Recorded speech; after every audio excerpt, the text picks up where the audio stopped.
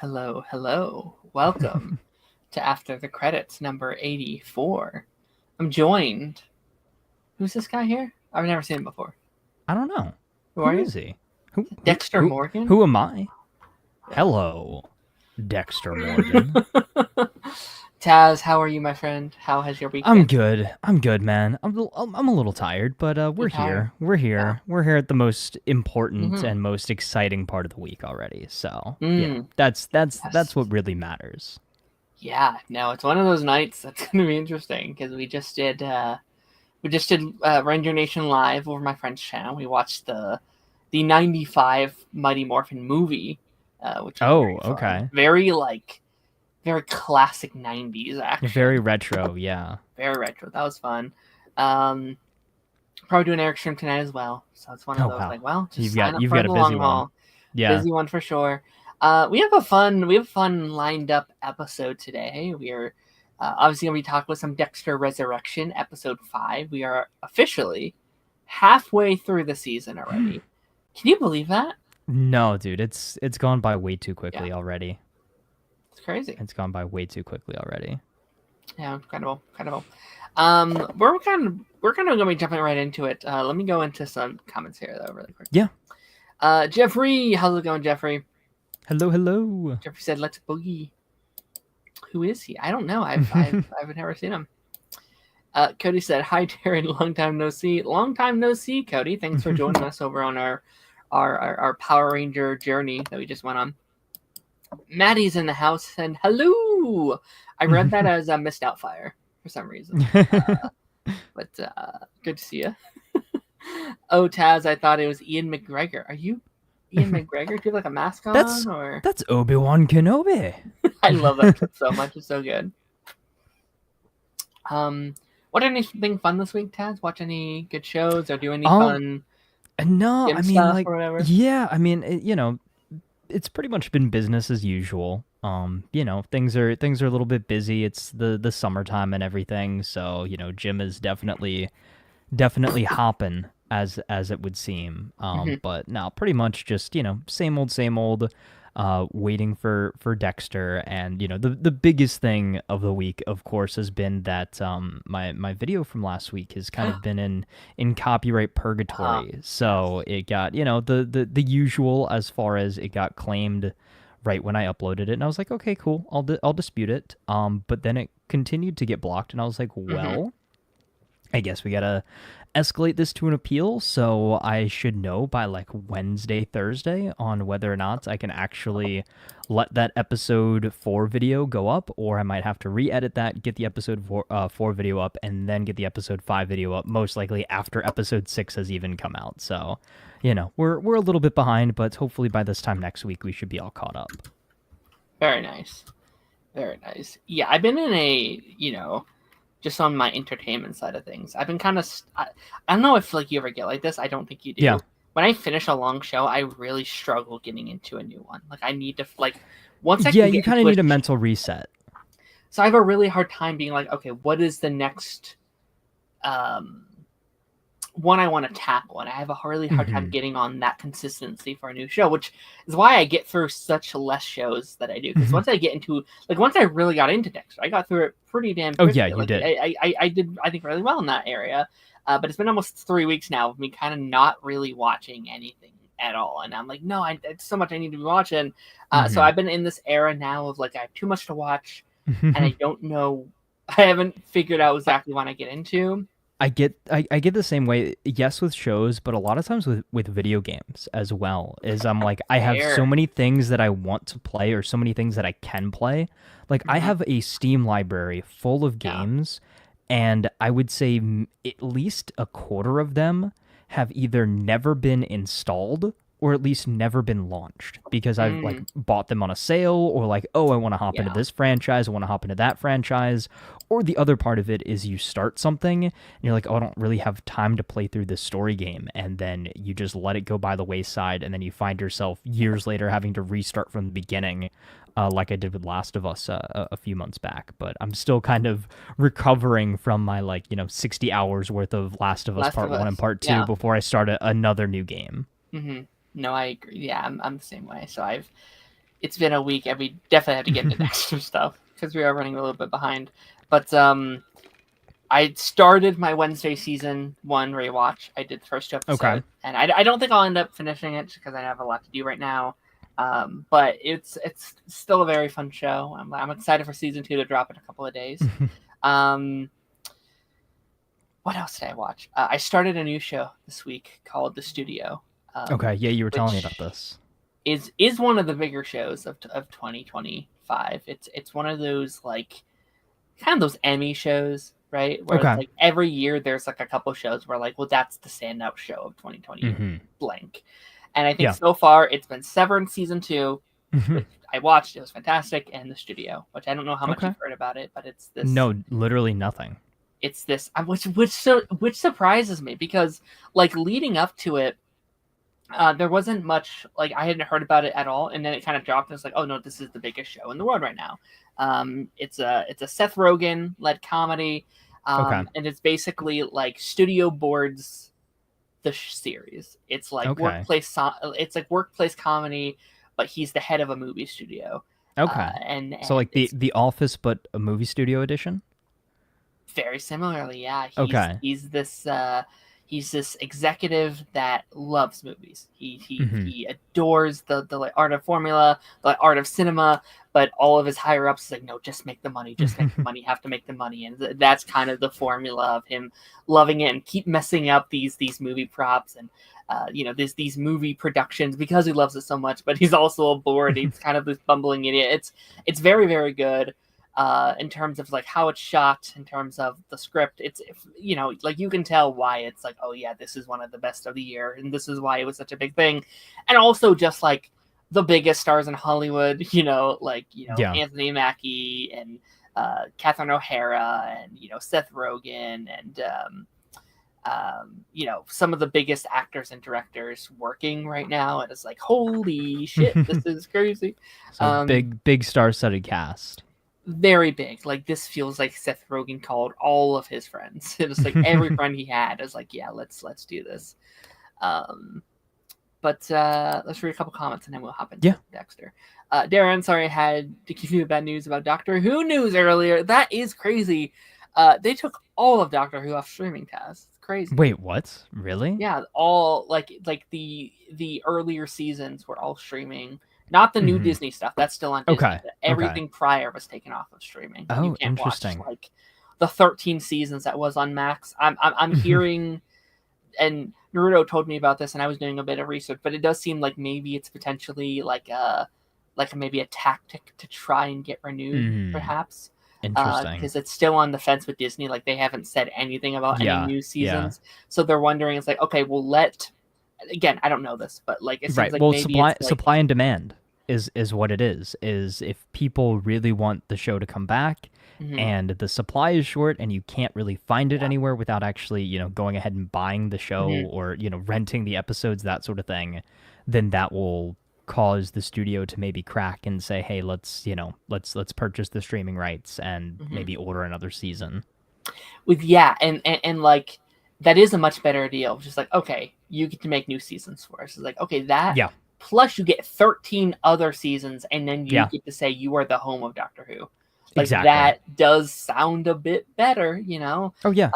So I hope that's what the case is, or I'm gonna have to go buy like sets of Doctor Who DVDs. Well, I mean, it's somewhat similar to what happened with Dexter right before Resurrection came out. Like it was on Netflix for years, at least the original 8 seasons. And then right before Resurrection came out, they were like, nope, all right, if you want to watch this, stream it all on Paramount. Dexter is only available on Paramount. Yep. And that is the home for now every series. Original, New Blood, Original Sin, and then now, of course, Resurrection. Yeah. For sure. I want to answer this last one, and then we will hop into some Dexter. If there is a show that I think you'll enjoy watching, it's School Spirits. It's already filming season 3 right now. It's coming out next year. School Spirits is on my list. I would like to. I've heard some good things about it before it leaves, or while I still have Paramount Plus. That's one that's been like I love. Oh God, what's her name? Tori from Cobra Kai. Oh yeah. Names I know her name, but it's gone. It's not in my head right now. I also saw this. They took out all the like classic shows, like every like Oh, classic Cartoon Network show they have. dude, It's I like don't know what is up with streaming taking things off and then outside that's of your again, whole obviously thing. rights. Yeah, exactly. Is it so weird that they will have something there, it's going to be popular, and then they're like, "All right, nope, you were enjoying this. Let's rip it away for a little bit." But Yeah, then eventually it'll always come back. But again, I think it does kind of go to that root problem of okay, maybe we're not the publisher is not getting enough money for the project or for the series, and they're like, all right, well, let's create that demand and yeah, eventually somebody will crack or another streaming service will come along and see the potential in it and then swoop it up and give them more money than they were getting from that previous streaming service. sure. Um, but yeah, I think without further ado, um, since we are on a bit of a time limp today, we can go over it, of course. But we're talking about some Dexter Resurrections, and this is going to be Dexter Resurrections episode. This is episode 5, Episode 5. halfway through the season. Very fun, very exciting stuff. Um, what's your? I mean, how are you feeling now that we're halfway through the season? Are you feeling good about where we're sitting things? Are you I feeling good about where things are placed? Because I am. okay, I honestly, I'm very happy with how the season has played out. Like I going into it, I wanted to know a ton, but then there was a point where I was like, okay, let's not spoil this for myself, hmm, right? Is like there's a lot of information I'm seeing, the Dexter Daily account posts like, oh, episode 7, episode 8 synopsis, and like all yeah, of these things, and I'm like, I don't necessarily want to I don't, know yeah, that far in advance. So it's been fun to watch the show week to week, speculate here with you, and see everything unfold. And also the fact that, again, I don't know a ton going into it, and I'm not trying to, dive deeper into things outside of what we've got currently. Like, mm-hmm, up to now, episode 5, this is what we have to work with. And I almost don't even want to watch the episode trailers for future episodes now, as I just want to speculate on what we have currently. And I think we're kind of hitting the nail on the head with a lot of our speculation. Like every mm-hmm, single week, we're kind of nailing it, which is, I mean, some people would say that it would be bad that it's predictable, but I think that that is the sign of a really fun show. Like we've kind of talked about this over the last few weeks, but just the fact that it's something that is a weekly release, something that we can sit here, talk about, reminisce on, and speculate on what comes next. This is something that we've been severely missing over the last few years, and really, again, I haven't felt like this since Prime Arrowverse. Like, mm-hmm, I think the last show that we really talked about in this vein outside of Superman and Lois, and I mean, Superman and Lois is an interesting case because that was not necessarily a show that there was a lot of mystery speculation theory on. crafting, Yeah, yeah. there wasn't a ton to be done there. Like there was, but it wasn't like, okay, who's the man in the iron mask, or who is Zoom, or what Outside is of gonna season happen. 1, or like Right. season 1, there was a lot with Right, like who Luthor. really? Yeah, Yeah, and so, but having a show like this, like, yes, we don't really have a masked villain, but there are some interesting places to speculate on, like where does this season end with Dexter? Which killers survive and which don't? Who's the New York Ripper? Is Blessing the New York Ripper? Like, all this like fun speculation, as well as just the fact that the internet collectively seems to absolutely adore the season, the characters, yeah. the storylines, and loves number one editing the show and like putting up TikTok edits and Instagram edits and things like that. But also I'm seeing people loving to speculate on it. I'm seeing so many articles. I'm seeing, again, so much interaction from the fan base and kind of these, post episode debriefs that they're posting on the Dexter The YouTube page podcast, as yeah, well. it's Yes. cool. is like they're going all in on this show and they're presenting Dexter like a big blockbuster superhero project when, think about it, when it probably, like when it first came out, I'm sure most people were like, oh, this is kind of like this is the serial killer show, but like it's mostly a cop show with a little bit of investigation. Mm-hmm. And, even back to some of those earlier seasons of Dexter, like, yes, there was mystery, but we kind of knew mostly about the villains like right as they were introduced. Like I think Sure. the biggest mystery was really back in season 1 with Brian and the ice truck killer. Like Right. that was one that they dragged out until mid-season, and we didn't really know. Like we knew that there Yeah. was this serial killer out there, but we didn't know who they Who were it or what was. their Yeah. motivations were, that sort of thing. And they never really kind of recaptured that same you know, lightning in a bottle, so to speak, in a future season. Like it was all very, I don't want to say formulaic, but it was not done in that mystery style. Mm-hmm. I think this season, again, like you've got so much mystery with Prater, with Charlie, with all of the other killers and their Yeah. potential backstories. And then you've got the, Detective Wallace investigating Harrison, and you've got Batista investigating Dexter, and all of those storylines happening parallel, but Yeah. then also intersecting at different points as well. And I think this week did a great job of kind of bringing a lot of these storylines to a head in multiple different ways, but also setting the stage for where the rest of the season can go, and kind of slightly changing the status quo that we've been used to this season. Is all right, Yeah. Dexter is keeping his distance from Harrison. He's observing from afar. Harrison's dealing with the whole, Ryan Foster murder on his own. But now everything has come together. We finally get what this season has kind of been building towards. And I guess, in continuing on from it and stop, beating around the bush, dancing around it, Dexter Resurrection, episode 5, titled Murder Horny, which apparently wasn't the original title for the episode as well. There's a very interesting story as far as like how they came up with it. Oh, I interesting. liked how they dropped the episode title in the episode itself. It was part of the dialogue, and I'm a sucker for that. Whenever they do that, I'm like, all right, roll credits. Yeah. What are we? Some kind of Family Guy? Yeah, really.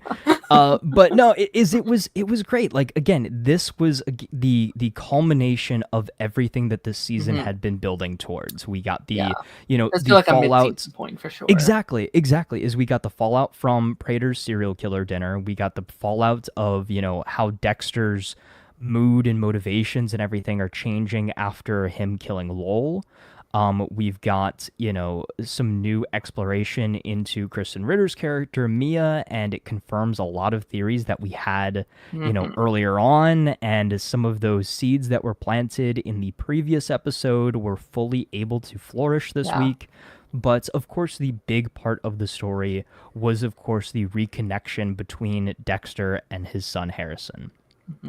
Episode 4 ends off with Dexter going to stop Harrison from turning himself into the NYPD, and that is exactly where we pick up. Harrison is shocked, surprised, confused, bamboozled. Oh my gosh, I'm seeing a ghost.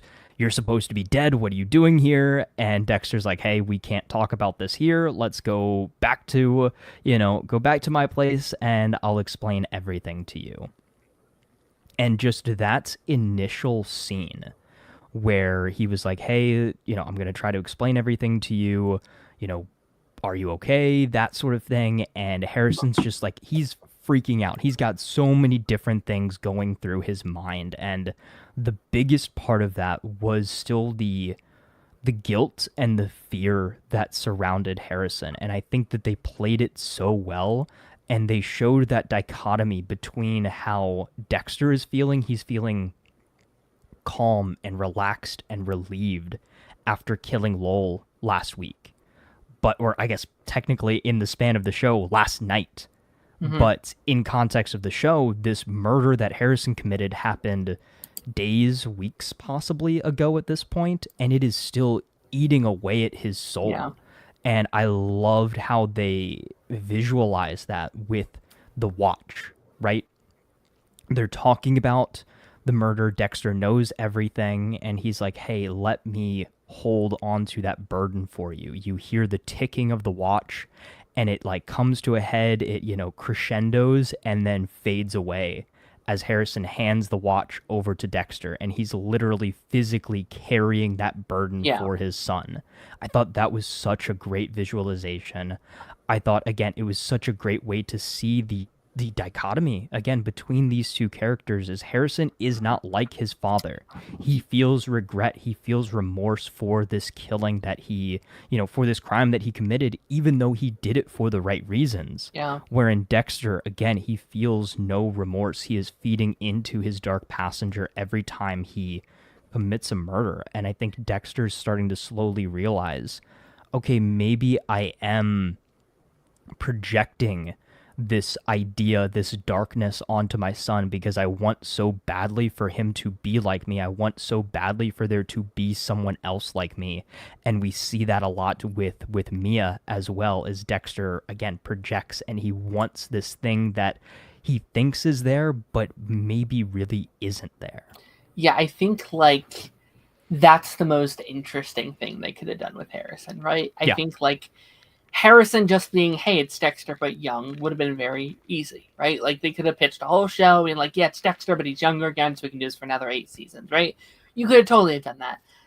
I think it's way more fascinating though to have a son that does feel, that does have compassion, that doesn't like to kill, at least not on the same level as Dexter. And like because he's capable of it. He's capable of it. He still has those impulses. Yeah. But not to the extent of Dexter.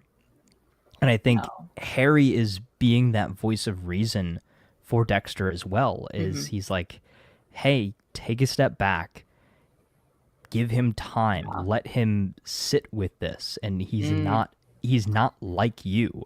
And I would argue Dexter is now doing what Harry should have done, right? Exactly. Because after Original Sin, and I was thinking about this week, I think this is what Harry kind of wanted, right? Like, not on the level and not for the same reasons, right? But I think Harry wanted to have the capabilities and the feelings to be able to take people off the board that he deemed unjust, or that like he saw the justice system wasn't working and he wanted to take care of that himself and he couldn't.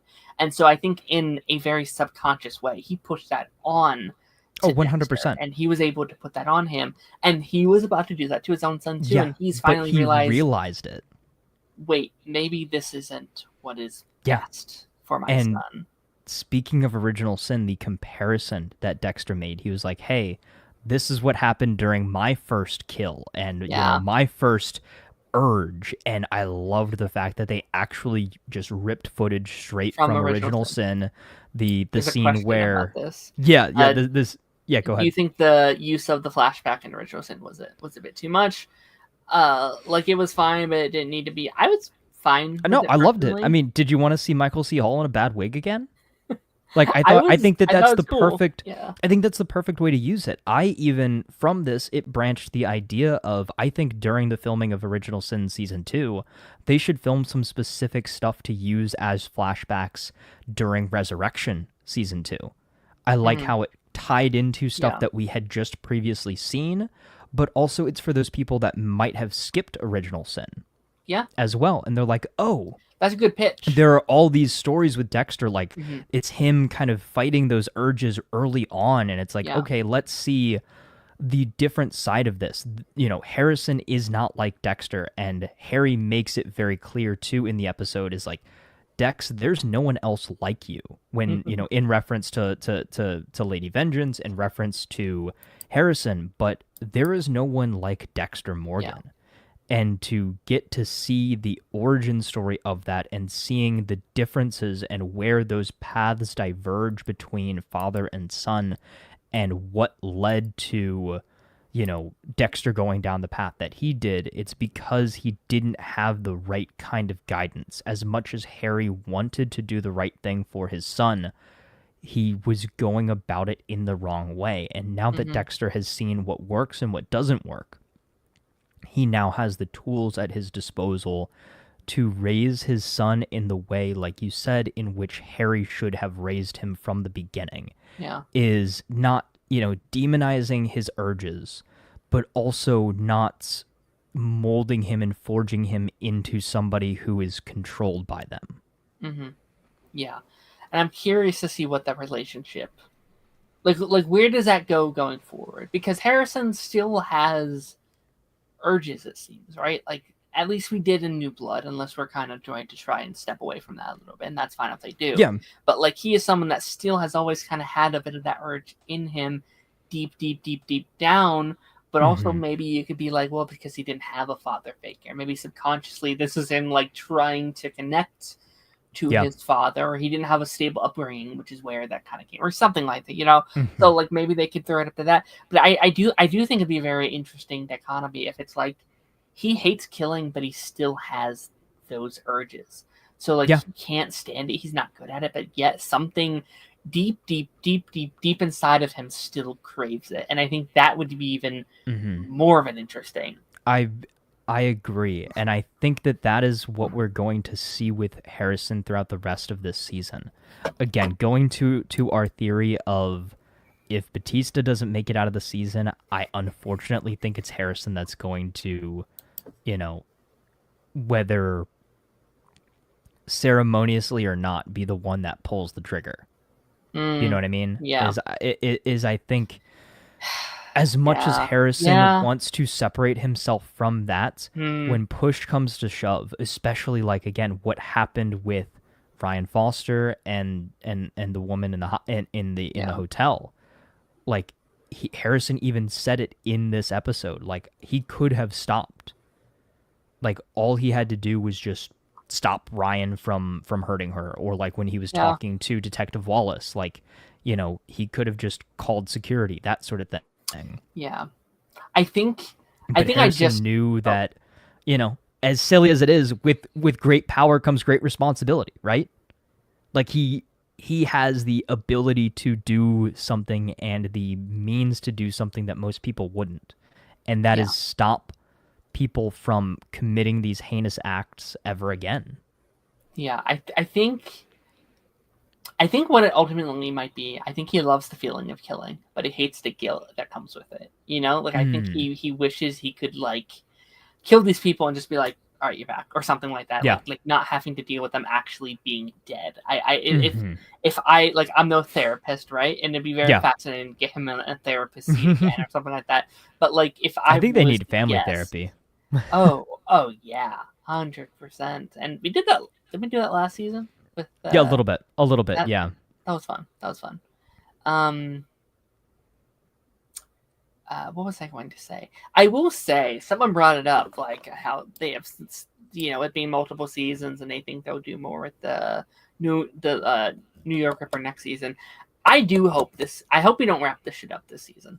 Like there is too many very 100% deep and interesting characters. I want them to leave some loose threads, like tease them, but leave some loose threads. I think New York Ripper is one of them. I'm gonna go out on a whim here and say the Gemini Killer is gonna be one of them as well. As I think David Desmalchin's character, I think he's so mysterious right now that even characters like Mia, I'd like to see more of, and I don't There's think a it will be. possibility, But Prater, Prater's such an Prater, interesting character. Yeah. And we learned, him...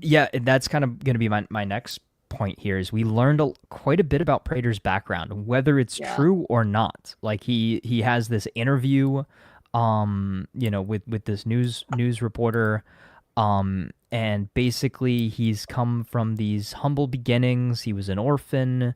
He's a self-made billionaire and is trying to give back to the city that helped him as a kid. Is kind of his facade, but just the way in which he spoke about things, just his mannerisms, his facial expressions, the way that he was watching the replay of it himself, like at the end of the episode, and was so invested in it, almost like he's happy with his performance.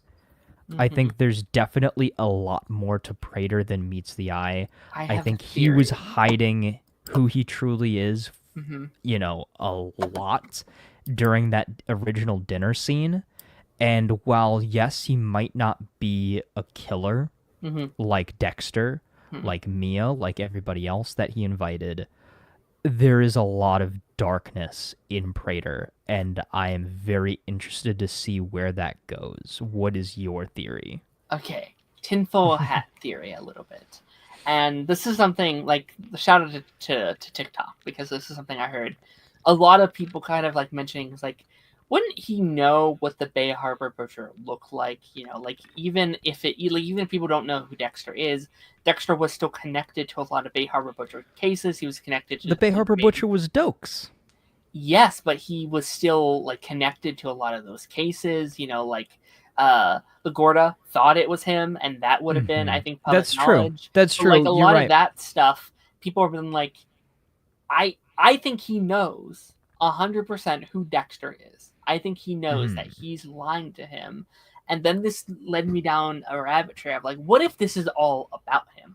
What if he created this entire group just to lure Dexter in, because he Oh knew my if he got a gosh. word, this is like tinfoil hat, because he knows if Dexter found out about this stuff, This he was would all for you. 100% want in, and this has all been about trying to get him in. If that's from a fan's POV, or maybe it's something else, like maybe he has a vendetta against him, like maybe he hates serial killers, maybe he's super against them. This is all like a ploy. Which would be that's I'm jumping so many hoops to get here. Yeah. Like it's not even funny, but I do kind of want to throw that out there, just to be like, well, if I am somehow in the realm of the board, I think that could be kind of interesting. Yeah, I mean, you know what? I'm never gonna say never, especially again when you have the theories going around there that Blessing is the New York Ripper. I've seen that Blessing's mom is the New York Ripper. I've seen Jonah, Trinity's son, comes back and is the New York Ripper. Interesting. I'd be okay with that.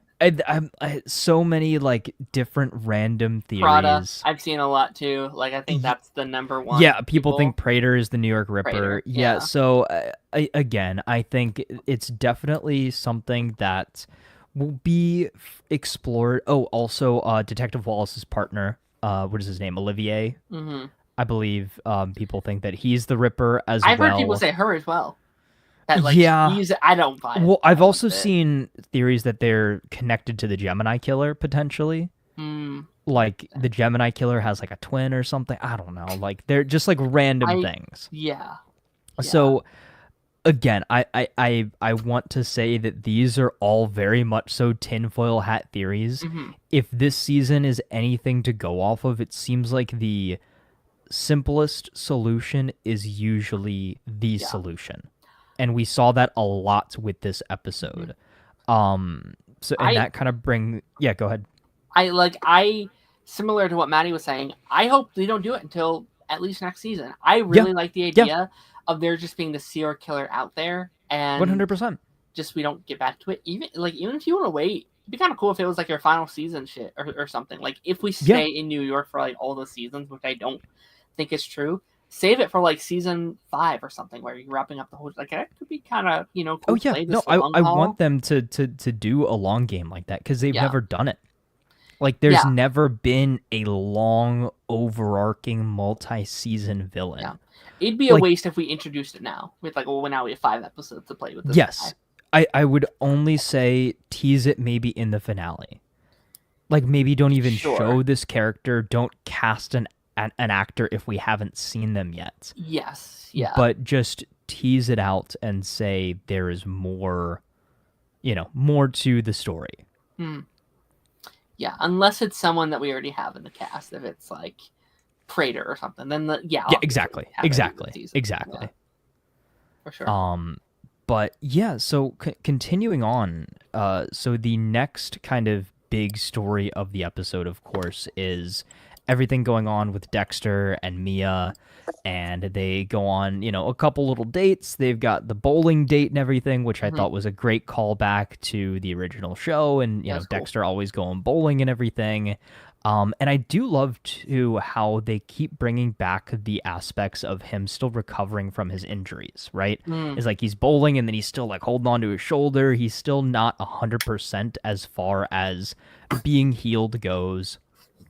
But all of these interactions between Dexter and Mia, get them talking. The big kind of crux of this episode is Mia wants to collaborate with Red, not Dexter, but collaborate with Red on a kill. And Dexter's a little apprehensive, but he's kind of head over heels for somebody who he thinks is just like him. Yeah. Literally just a female version of himself, somebody who has a code, who only kills, abusers, predators, assaulters, that sort of thing. Yeah. So he's like, all right, I'm in, I'm down. And that's where we get that scene where Harry's like, Dex, I don't think this is a good idea. Like, Yeah. I'm warning you now, basically. And he gets to say, I told you so, a little bit later on as they're sitting down having the wine and everything, and they get a little bit deeper in conversation about their methodologies and that sort of thing, and they kind of, go into what their process is. And Mia starts talking about how she started off having that code. Yeah. But eventually the itch became too much, and she started just kind of indiscriminately killing. And she just enjoys the process of killing whoever. So she'll still go about it in the same way, but it doesn't have to be somebody who deserves to die. She will literally just kill anybody. And then that is, the switch flipped in Dexter. It's so sad, just like all of his hopes and dreams. Another love interest can't be just with, he's like, oh gosh, I'm cooked. Like, this is Lila all over again, isn't it? So it was then when he knew what he had to do. Like, it just, like, you could see it in his eyes. Like, he was like, all right, screw it. Like, this is how it's got to be, isn't it? It does feel like they get to call out the audience a little bit. It's like, you stereotype it's like, you really killer? think, it's like, you really think these two serial killers could have a happy ending? And again, Harry even says it. He's like, what do you think was going to happen? The Bay Harbor Butcher and Lady Vengeance team up and, ride off into the sunset together? Like, no, like, get a grip, Dex. And it does make a lot of sense in terms, like, when your list is so niche, right? Like, it's not only just bad people like Dexter. It's like, okay, these bad people that do these very specific things. It makes sense that you would run out of suspects eventually. And then it starts as like, well, this person might have done this. It's like, these people look like they may have done this, until it's like, it's a man, so let's just, right. Yeah, so literally slowly, the lines are blurred. Yeah. But again, that shows you the difference between, just like Harry said, there's nobody else like Dexter. It shows you how those lines can be so blurred. Is like, maybe you have, a virtuous cause at the beginning, but if you let yourself be consumed by the darkness too much, then you go down that path. And I think it's a warning sign. It's a symbol of, okay, this is how Dexter could be without a code. This is how Harrison could be without guidance from Dexter and without a code.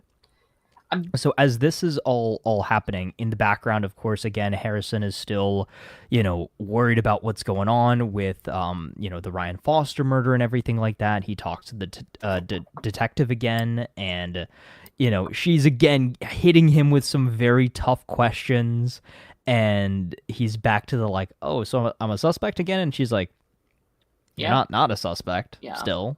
So I loved that aspect, but you could see this playing out as the episode was going on, and that, of course, is that Dexter was going to end up framing Mia for the murder of Ryan Foster. And this was something that we talked about last week, because Ryan Foster fits her MO. So Dexter ends up sneaking into Mia's apartment. I loved the line where he was like, I thought the night would end with me at Mia's apartment, but not breaking in. I thought that was pretty funny. But he plants the watch in her trophy collection. When Mia comes back and brings the innocent victim with her, Dexter waits for, some stuff to go down. She hits the dude over the head with the wine bottle. And then I loved this scene so much. I think everybody did. Is Dexter in his hoodie, and he's got, he ends up calling the NYPD. He's like, I saw Lady Vengeance take some guy into her room. I think she's gonna kill him. What? No, it's Lady freaking Vengeance, dude. Get the cops over here now. I told y'all I saw Freebo. Michael C. Hall is having a lot of fun this season with the various accents that he gets to do. I love it, it's dude. really, really fun. Yeah, and it's you know, so good. I was a little sad about the whole Mia stuff because Yeah. it's Christian Ritter and like this is a character that I want in the show. I would like for the whole run, and not saying she still can't, right? Yes. Like I could see, she's not dead. She's just locked up in prison. Yes, right? she's in prison now. Detective Wallace wants to talk. Detective Wallace wants to talk to her. We have Uma Thurman's character Charlie talking to her, and I think Charlie's a very interesting piece of this puzzle now too. Is we got that little brief scene with her mother who seems to be possibly terminally ill or just at least in intensive care. Got up and read a story, and it's like, oh, that's okay. So it adds a layer to Charlie. So, okay, maybe I was wrong about her being like all bad and possibly, the big bad of the season. I don't think she's a big bad. Seems like she is maybe only working for Prater for the money to help pay for her mother's treatments. That's what it seems like. So I wonder if Charlie could potentially end up teaming up with Dexter by the end of the season. Like that would be a very unlikely pairing. Is that on the surface, you would think that it would be the Bay Harbor Butcher and Lady Vengeance. But maybe once Prater figures out who Dexter really is, once Charlie really figures out who Dexter is, I would be hard-pressed to say Mia was not suspicious of Red. Because what happened? Lowell met with Red, and Lowell disappeared. Yeah. Mia met with Red, and she now got arrested. So there is a pattern here. Yes, Dexter even brought it up as like, okay, I can't kill her because if now 2 people end up dead, then that really looks bad. This does once is a coincidence, twice is a pattern. Yeah, and I think like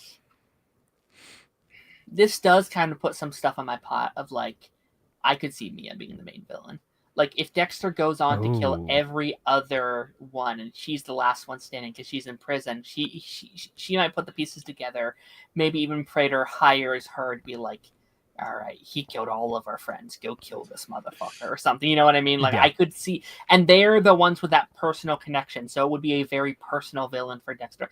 Like right now, I wouldn't care if it's, like, the Gemini Killer, right? I don't know who that is yet, but her... I think either her or Prater. I think it has to come down. Or I could be Charlie still, right? Because Charlie is a very personal thing. Like maybe she doesn't want to be in this. She has the most to lose out of all of this. So maybe she's trying to get out because that's not what her mother would want for her. And he's like, no, you know too much. You can't leave. So maybe there's some wiggle room there. Like maybe she could be I don't know. Like there's some things happening there. I don't know. But I'm curious to see where Mia ends up over the next course of the episodes. She has information. She could screw literally everybody up, and maybe that's why Prater's trying to get her out because she knows way too much about all these people. Yeah, so it's going to be very interesting, and I think the other aspect of this too, right? So Harrison and what's her name? Is it Elsa? Elise? I believe. Elisa? I think Elsa. So Harrison and his friend see the news and are like, "Oh shoot, this is crazy." Batista sees the news and is like, "Bro, what the heck is going? Like, what the heck is going on here? Like, I know this is not factual, right?" So Batista, again, he's still on the trail. Harrison has a sense of relief, which we'll get to in kind of that final scene with Dexter and Harrison. I absolutely loved. Yeah. But I still think that again, Detective Wallace seems suspicious of what's going on. Like, I don't think that she is the kind of cop that will just take this at face value. Because how did this watch, that I'm sure there's a record of Harrison picking up from the repair shop within like a 24-hour period, end up in the possession of a known serial killer?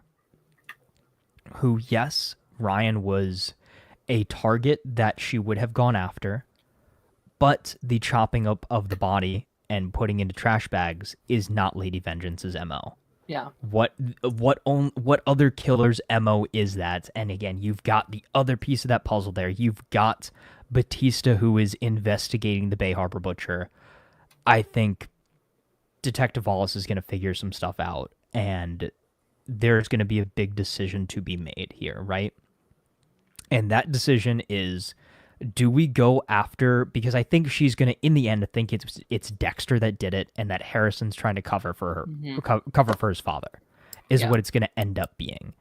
And I think that the big question, the big dilemma here is going to be, do I allow this guy who is taking out all of these other serial killers to roam free and continue doing what I can't do as a detective, as a police officer?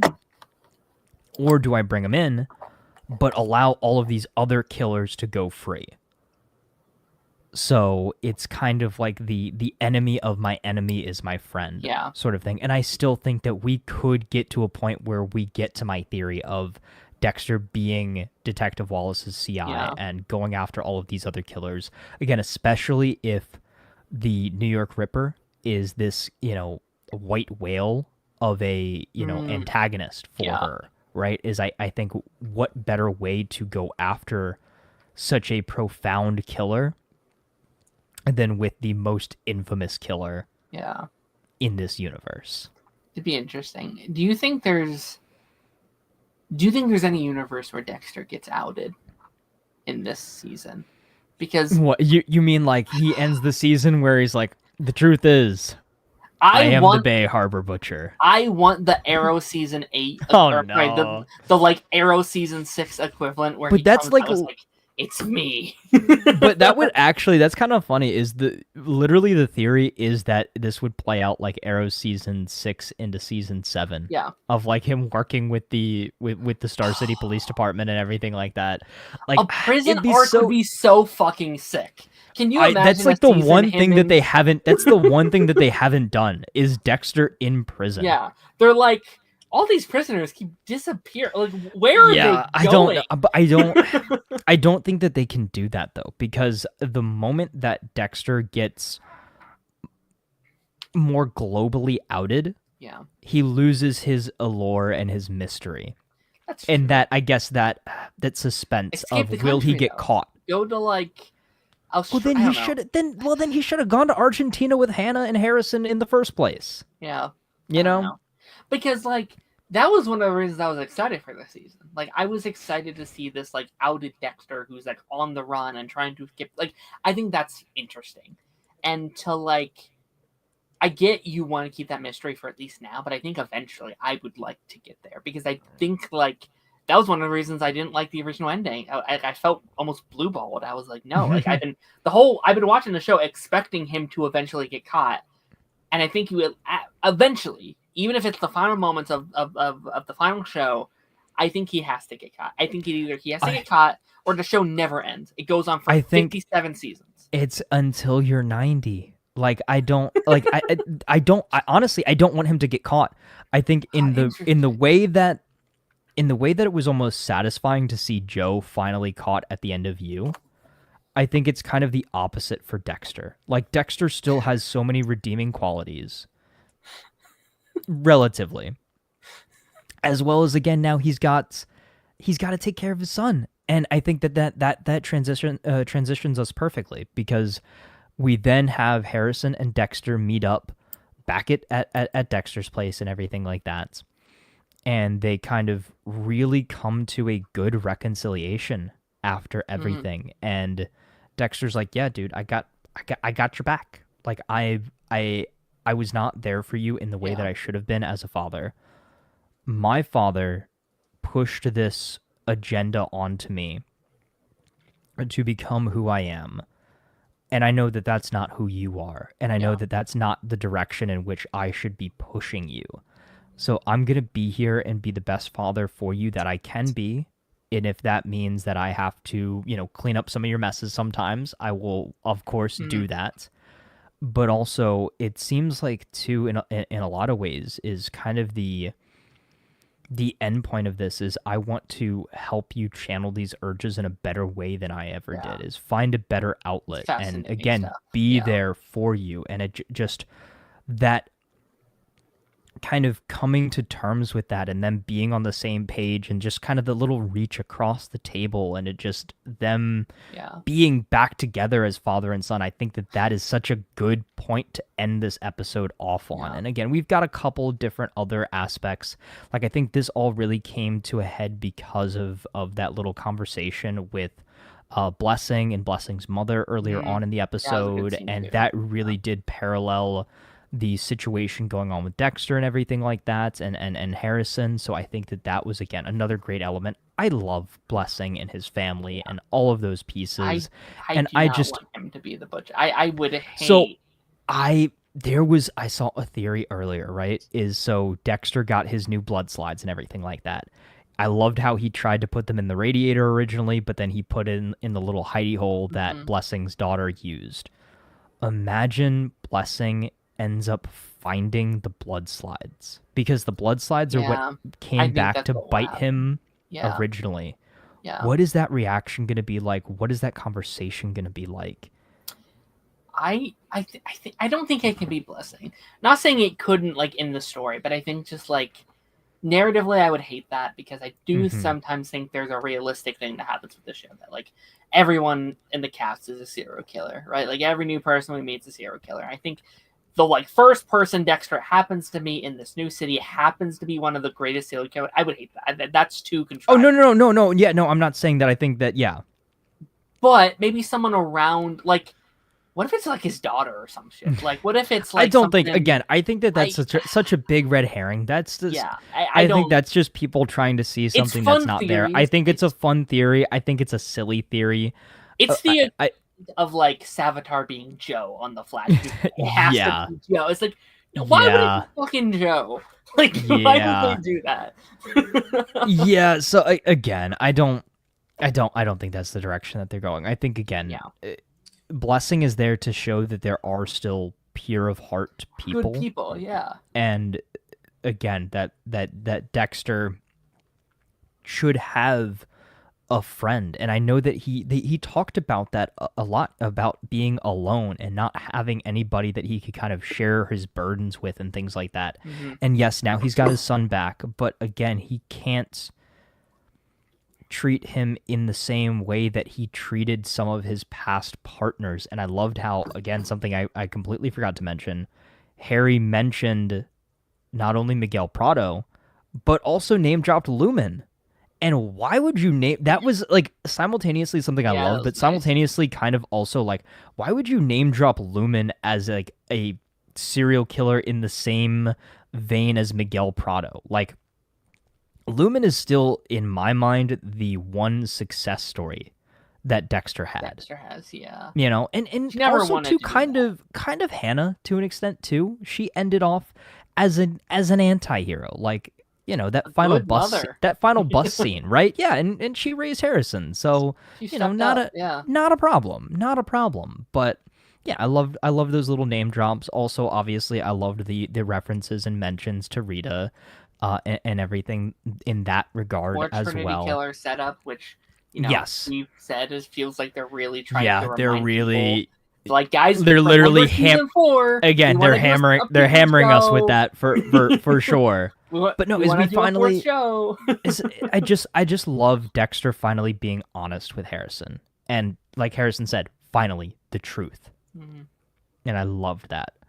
But overall, I think while this might have been a bit of a slower, bridging, foundational Still kind of good episode. episode, Yeah, I still think it was a great episode. Like it wasn't, as crazy as episode 4. I still think episode 4 is the probably best. the Yeah, best episode of the season. this is probably I my wouldn't technical least favorite, just by like Yeah, technicality. I But wouldn't like, see, and again, I wouldn't say like it dropped in quality or anything no, like that. no, It's no. just slower, and it needed to. This is the calm after the big Yes, hurricane, storm. after Hurricane Dexter. And it's setting up those final 5 It's setting episodes. up the Where final do few we have to episodes. go? It's gonna Exactly. be there because I'll be honest, I don't know where we're going. I feel like this first half we kind of had like a somewhat Yeah, idea of where things were going to head, and now I'm like, I could go any of there 50 there are a lot directions. of there are a lot of elements because again, Yeah, you've got Batista still investigating Dexter. You've got now Mia in prison, who is talking to Charlie about what happened. You've got Prater trying to cover his butt while also still appearing as this, great philanthropist kind of character to the city and everything like that. You've got the elements with the other killers, the Gemini killer, Rapunzel, all of that stuff. I've heard people say that Rapunzel could be a bigger character than we think as well. Like that he might end up targeting Harrison's friend Elsa, because like again, I think he kills girls with ponytails or something like that, and she's got a ponytail, so like that could technically be something, again, grasping at straws, but that's not out of the question. I'm only laughing because now we have a Rapunzel and an Elsa, and Jake's like, you're right. You're right. What kind of Disney? What are you? Yeah, what show are you guys watching? I told y'all I saw Lady Vengeance in there. I mean, Jake, out of context, how are you feeling about this season? Completely out of context. How are you feeling about everything we just said? Well, I was thinking back to memories of watching the original show, listening to everything you guys have been describing for about 20 minutes, and I've been thinking, did we watch different shows? Dexter kind of jumped the shark after. Did you make it all of Dexter, Jake? The original whole run, or did you stop I finished all of Dexter. I haven't seen any of Resurrection. Gotcha. Did you Did you see New Blood? I don't remember. Think back to 2020.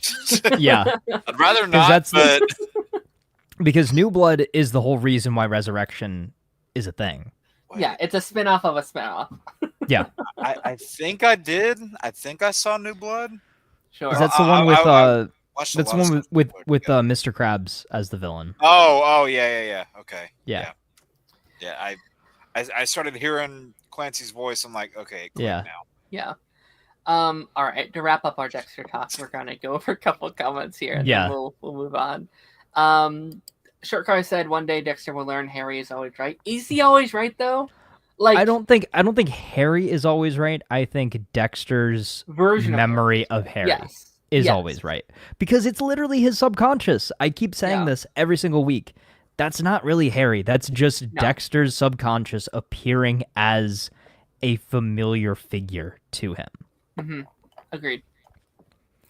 I did think about this. I thought this was very funny. Dexter, I know I have two other stepchildren, but you're the only family I love, Harrison. Yeah. Poor Aster and Cody. Justice for Aster and Cody. Yeah. The Stranger says, what do you think the perfect ending for Dexter? Because people have said it's not getting away and it's not him getting caught. So what's the perfect ending? We've talked about this. I still want him to be caught personally. I think the perfect ending in a lot of ways, I think it's a end the story continues kind of ending.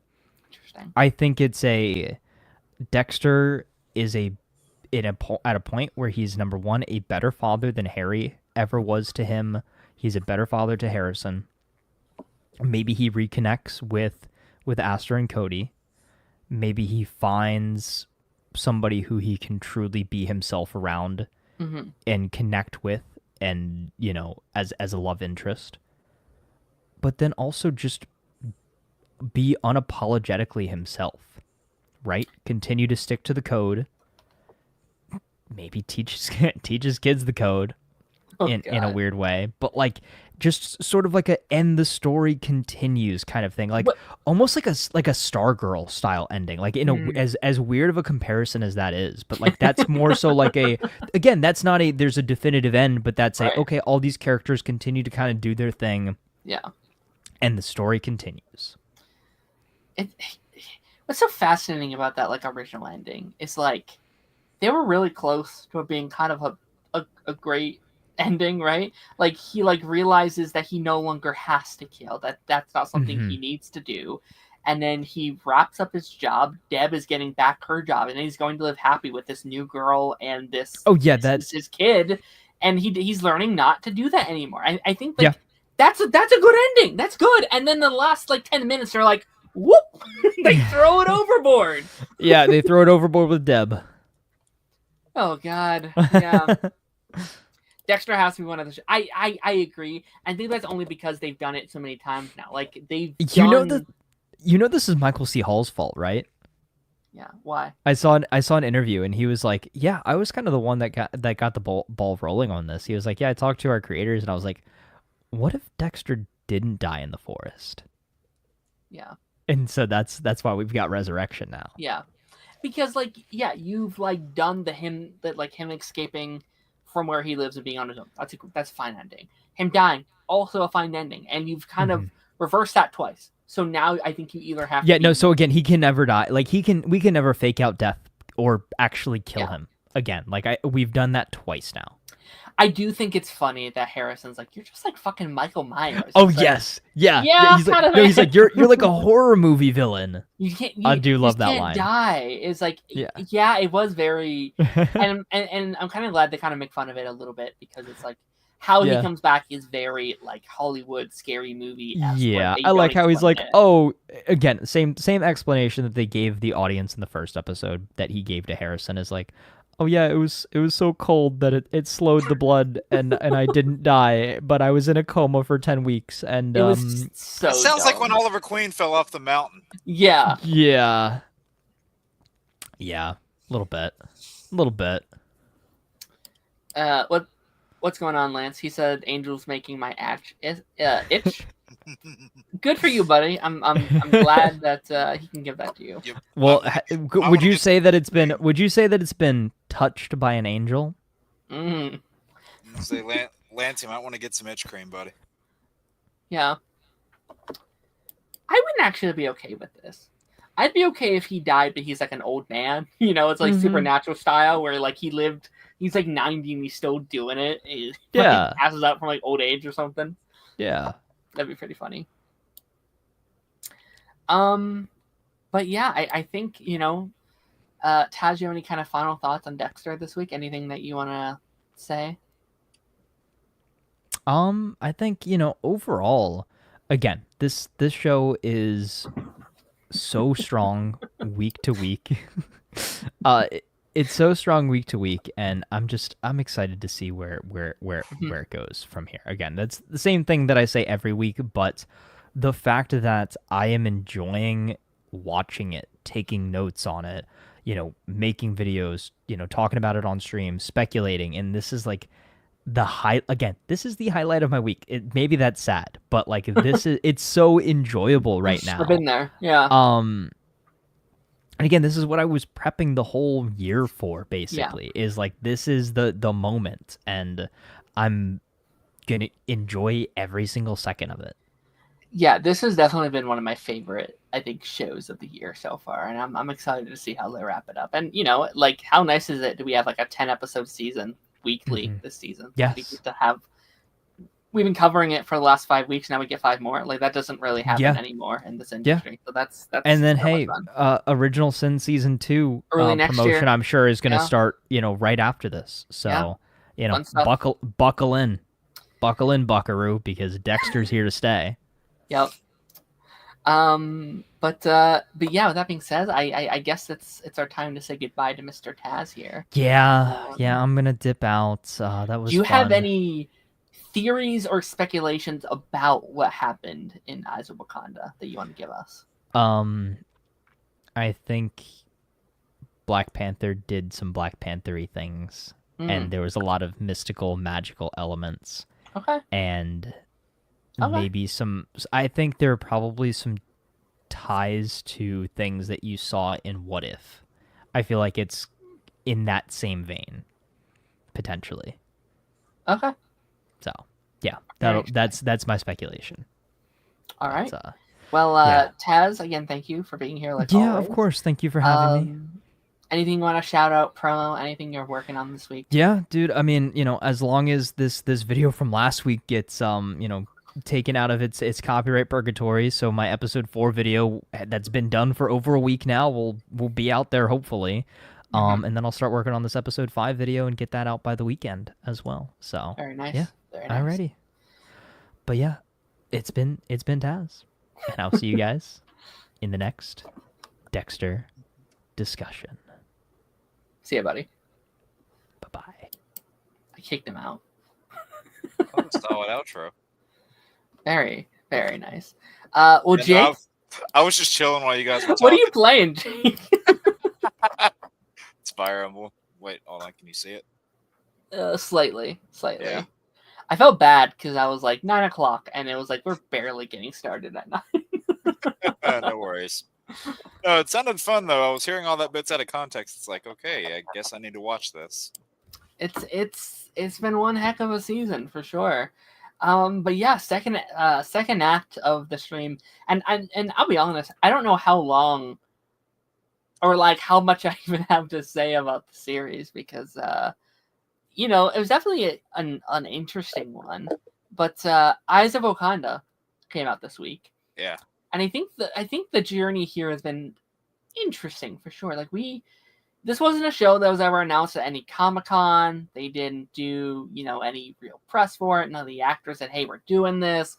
It was kind of just like a disgusting film post came out. Hey, there's a new Black Panther animated prequel coming out. And we covered this either on the first or second pipeline that you were ever in on. I think it was the very first one because it was at the end of 2023. I think it may have been. Yeah. And you guys can check the receipts there. I voiced my excitement for this all the way back then, so I'm not faking anything. Yeah. Yeah, no, it's interesting. And then, I had a big issue with like going into it just with the lack of marketing that was involved with it, which for several weeks was not a real issue because it comes at the end of August, so they're obviously going to let Fantastic Four come out, let Ironheart come out, and then we'll get some kind of trailer a couple weeks before. And then for some reason, it came out 3 weeks earlier than it was supposed to. It wasn't supposed to come out for several more weeks, and they said, "Whoops, it's out. There it goes." Marvel's been very bad with the release dates lately. Mm-hmm. Yeah, I'm wondering, do you think it's a money thing, or do you think they just don't give a shit?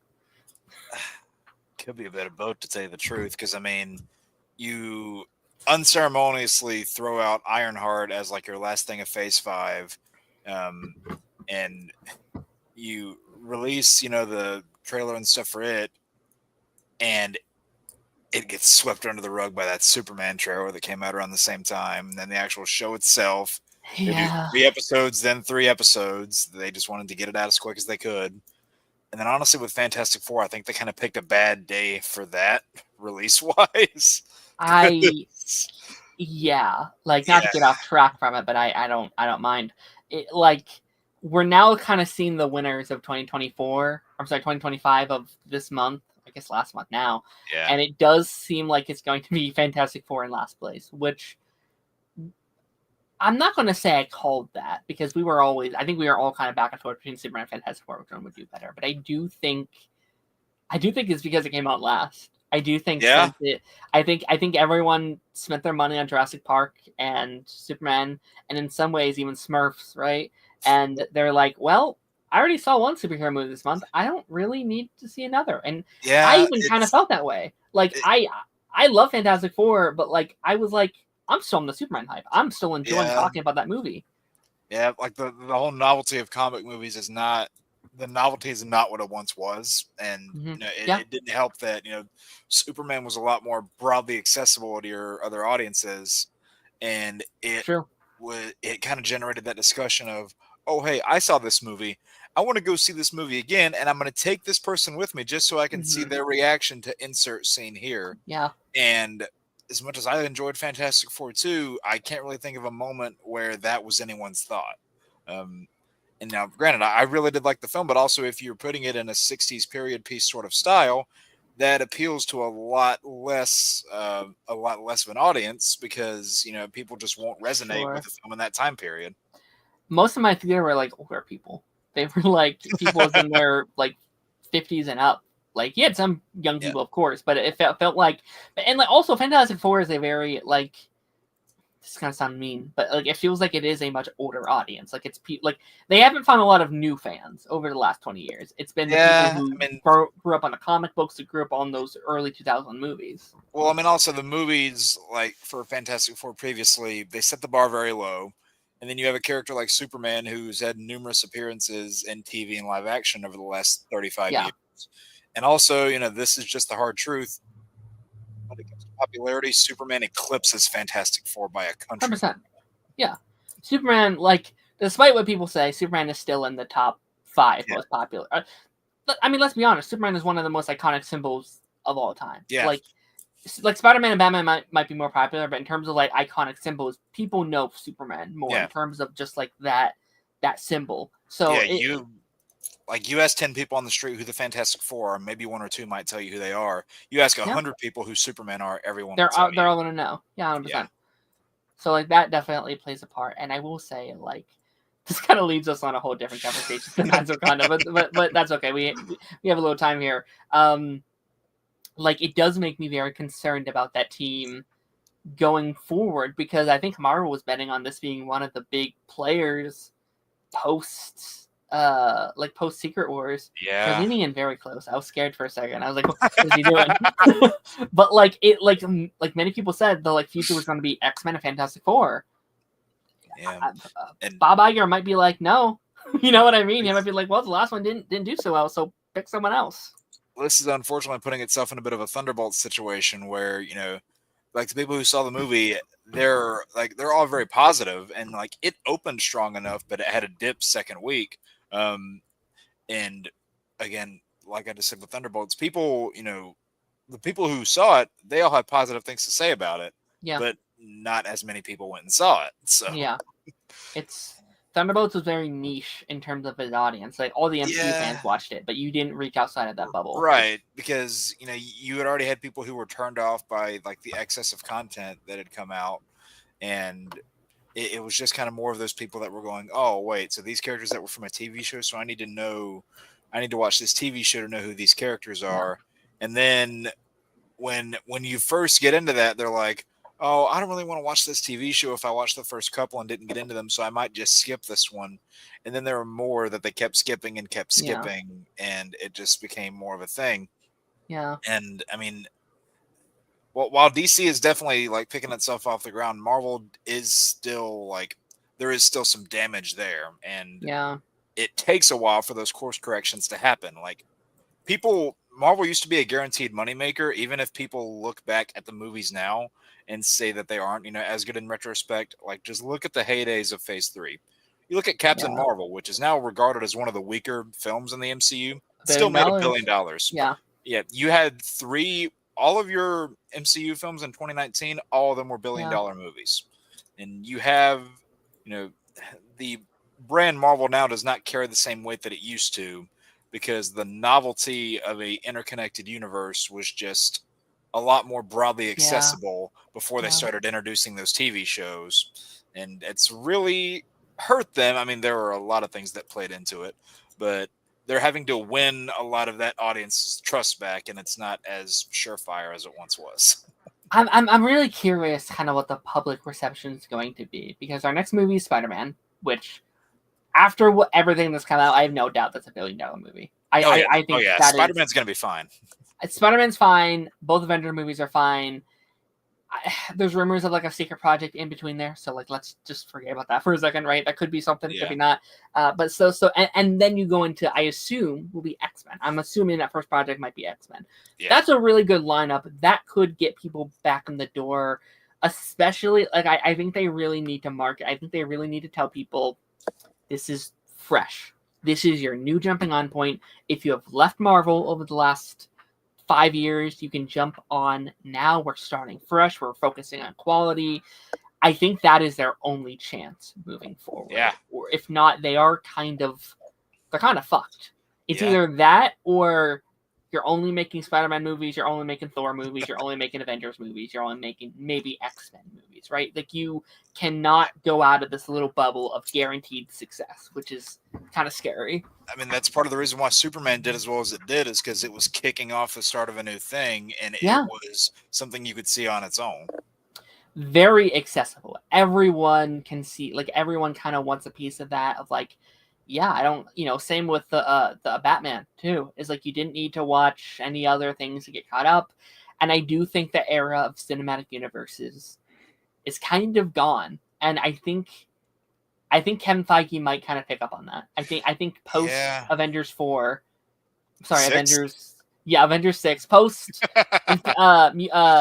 Multiverse Saga. I do think we're going to see a lot less interconnectivity, which is funny because that's what people said they wanted through all of this phase. It's like they have access to everything that you were championing for years, and I mean, granted, they haven't utilized it as well as they could, but that's a different conversation. Yeah, I think we're going to see a Marvel Universe that's just a bunch of solo franchises.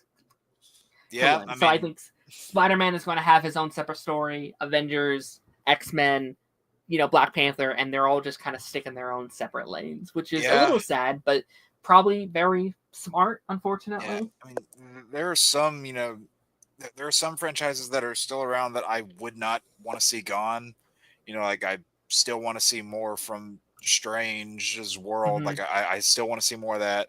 Still want to see more of the Black Panther stuff. Yeah. I could take or leave the Carol side of things personally. But there are a lot of different things. I think it's sad that after these two movies, like when these two Avengers movies are said and done, we will have barely gotten any of Sam as Captain America, and that's sad. Yeah, and he needs to. He personally, I think, needs to stick around. Even I would like it if he did. I personally don't like the whole Steve coming back thing, but if that allows him to still at least be involved, then still at least be in charge. Because I don't think Steve can come up and be like, all right, I'm leader again. No, he has to be on the back burner. He has to be all the way over there, and he can like shake his hand at every once in a while. He's like, hey guys, come on, and this still needs to be Sam's party. Maybe this is like a tinfoil hat thing here. They said Steve Rogers is coming back. They didn't say he was going to be Captain America again. That's true. So just have him cameo. Just like, actually, that'd be kind of cool. Have him like old man Cap. He's just like in the corner. Yeah, he's just like, hello guys, just to get people butts in seats and be like, yeah, you better watch our damn Captain America movie this time. You better fucking do it.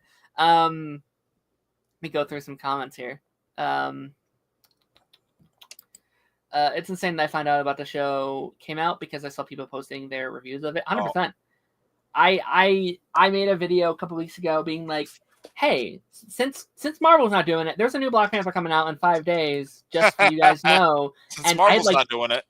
And I had 5 comments being like, there's a new Black Panther? I've never heard of this. And like, that's a damn problem. Yeah. Like, you don't have to watch it, right? But like the fact that like people who like Marvel haven't heard it, like that's an issue. I mean, that's one of their most popular solo franchises, so I'm surprised they're not doing more with it.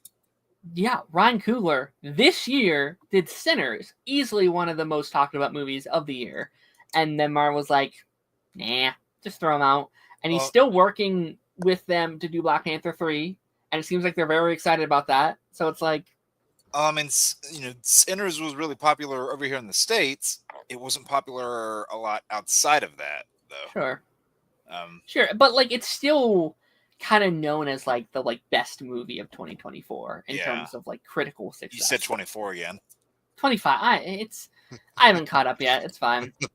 No worries. Also, theaters are expensive. They are very expensive. Yeah, not only that, but also let's face it. Over the past number of years, we have gotten some very middle of the road, watered down comic movies, and people don't want to keep paying higher prices to see lower quality. Sure, that's fair.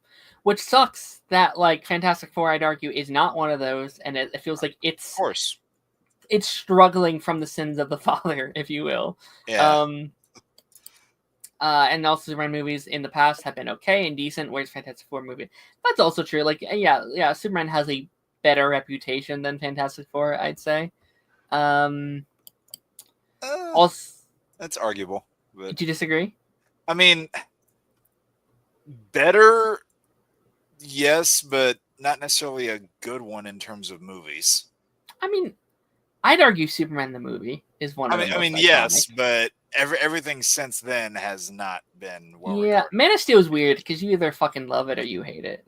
Well, it depends who you ask. I mean, even people that want to say, now that Man of Steel was like, the greatest thing since sliced bread or whatever, they want to. At the time, it was not. Guys, yeah. You look at the Rotten Tomatoes score, which I don't put a lot of stock in that, but it's in the 50s. Yeah. So, it's been very up and down, and I know there are people who don't love this new movie, and I'm not fully bought into it, although I am actually planning on seeing it a second time to see if that opinion changes. So maybe it'll change. Superman? Yeah. Yeah. I'm aiming to see it a second time, see if that opinion changes. So maybe it will, maybe it won't. But here's what I'll say. I've seen that one 3 times, and I just got asked again to do it a 4th. And I don't think I'm gonna say yes, because I think 3 is my limit. I've never seen a movie more than 3. I might have to be.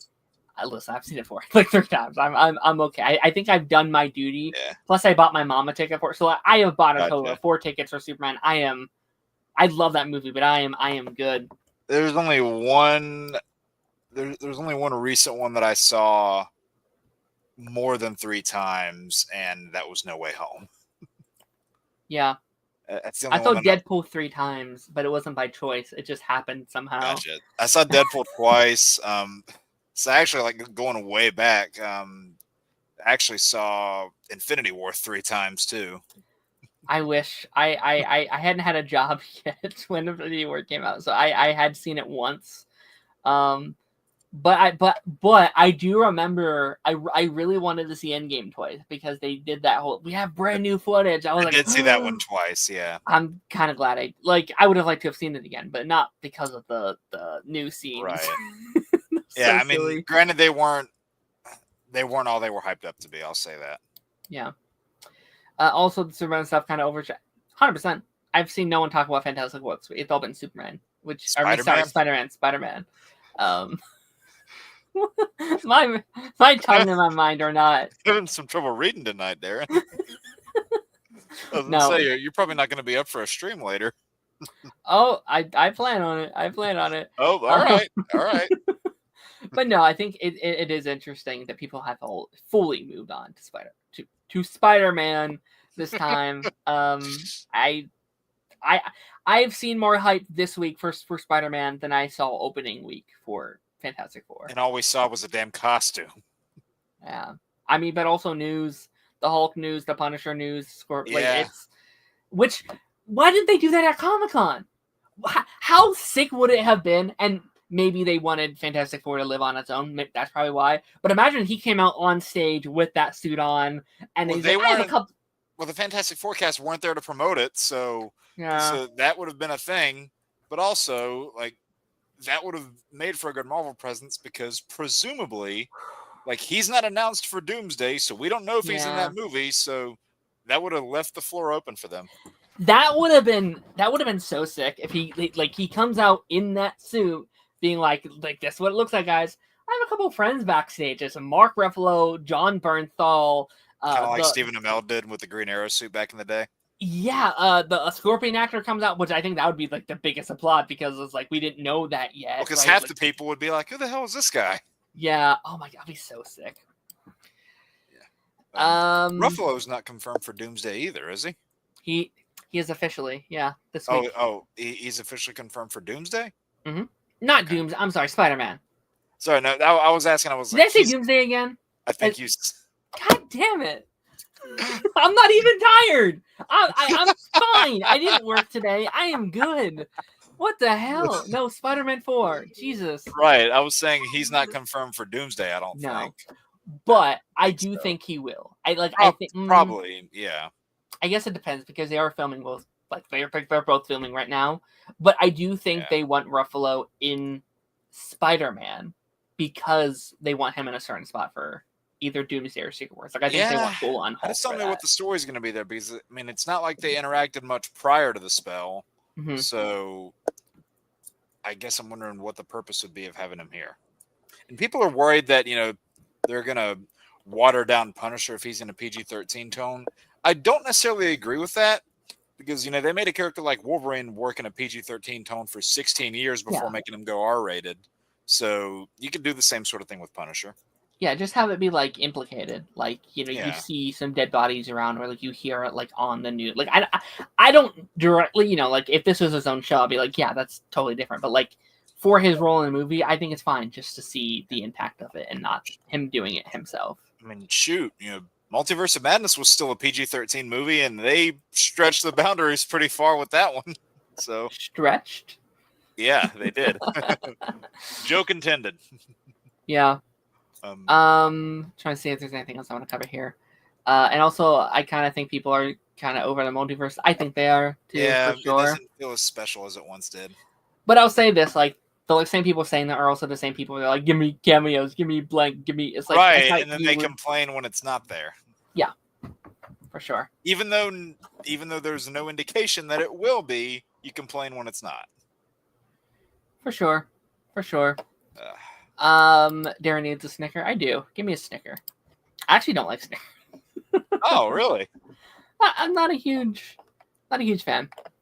Okay, let's actually talk about what I invited you on here to do, which is Eyes of Wakanda. Now they dropped 4 episodes on Disney Plus, and I will say, like, as much criticism as I have on those binge drops, this is one of them that I think benefited from the binge drop, because I don't think this would have been enough for me personally weekly. Like, I don't think that could have extended my, maybe a what if situation where they did like one a day for like a, you could have maybe have done that. That would have worked. But I think weekly would not have worked in this regard. I mean, what was your kind of like general thoughts and opinions on this show?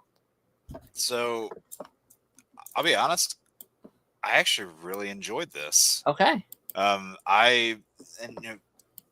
Whenever I watch, one of these things, like whether it's, based on a comic property or it's not, you have a lot of people who get, attached to characters and character-driven stories. And while I do also a lot, one of the things that really gets me invested into a story is world building. And I like how this series, it was kind of anthology based, and it showed how Wakanda has, like, what the impact of Wakanda is on each of these different parts of the world that they go into in every episode.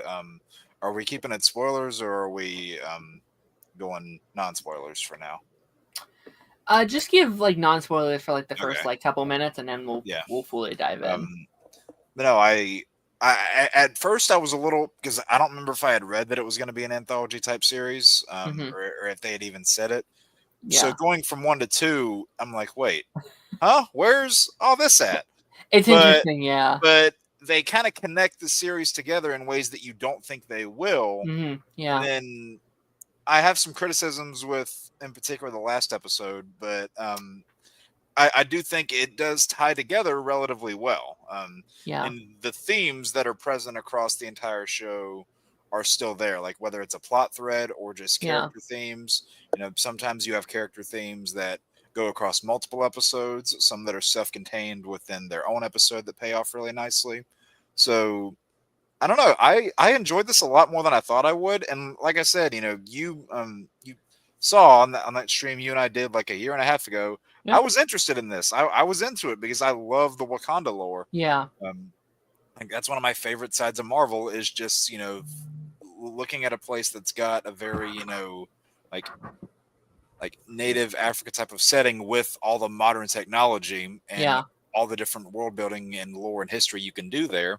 So I was pleasantly surprised with this series. I enjoyed it a good amount. Yeah, I think there's like, I feel like I didn't vibe with it as much as some other people, which I wasn't quite sure why, because there's nothing bad in here. Like, I think every episode is like pretty good. It's, pretty good episodes. Yeah. I guess it kind of just leans into my like overall Disney Plus thing, where it's like there are very cool stories here that sometimes I wish got a little bit more time to breathe in. Yeah. I guess all kind of struggle with this, but I think 1 and 2, for me personally at least, failed to get me really invested in what was going on. I think by the time I was there, it was over. I was like, damn, okay. I don't know. I kind of really liked episode 2's story. Oh, interesting. Okay. Yeah. 1 I wasn't into as much, so I rewatched episode 1 a second time just to see if there was something that I didn't really get. But that theme that the lead character of that episode states, they give you the parallel opposite of that come the end of the episode, and I'm like, oh, okay, I see what you're doing. I see what you're doing there. Yeah. And even though when episode 2 started, I was unsure about the setting, I'm like, really? We're going here? Yeah. but you know what? I thought they actually made a pretty compelling story out of that one. Sure. Yeah. I mean, as we kind of step into spoilers, if you guys have not seen it, what are you doing? It's like the whole show is like 2 hours long. You can get done with it, very quickly. But yeah, like I think the themes of episode 1 are very interesting. I think it definitely like leans into the like almost Black Panther 1 territory in terms of its themes of like exile and like what it means to be within a culture. And like you do kind of get to a point where it's like I'm almost on your side. I'm almost there. I'm leaning towards there, but how you're executing it, obviously very bad. Like, let me be very clear. This guy, not a good person whatsoever, but like his morals getting there. I'm kind of like, okay, just don't mind control people, and I might be with you, man. So I thought that stuff was kind of interesting. Yeah, I don't know, and I like how in that episode that you have like in the first few opening minutes, you have the lead character of episode 1, and she goes, I'm probably going to paraphrase it poorly, but it's, I don't want to walk the path that's set for me. I want to make my own. And the lead character is being told, she's like, why are you trying to carve your own path instead of walking the one set for you? Yeah. And then you get to the end of that episode, and the villain delivers the opposite perspective. Like, why are you walking the path set for you when you could create your own? And even though you're, you have people that are on, what are your good side, like your side of good and your side of evil, but your side of evil in this, again, very clear. This guy's an evil person, but he's presenting the thing that character has always kind of been striving for, and kind of similar to T'Challa in a way. He like kind of gets his eyes opened by Killmonger in that first movie to then go about ruling Wakanda in a better way. Obviously not the way Killmonger does, but it's these characters that are kind of learning similar lessons. And I think that these lessons kind of go on to just, they set the roots for what Wakanda's culture and their traditions are, and also what they're going to be later.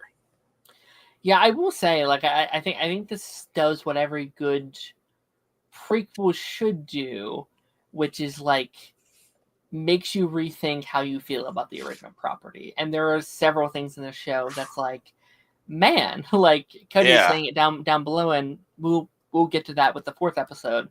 But like, the movie doesn't happen without the events of the show. Arguably the MCU doesn't happen. Like, man, that'd be such a fun like literal like what if spinoff, right? Of just like what if the events of this show do transpire.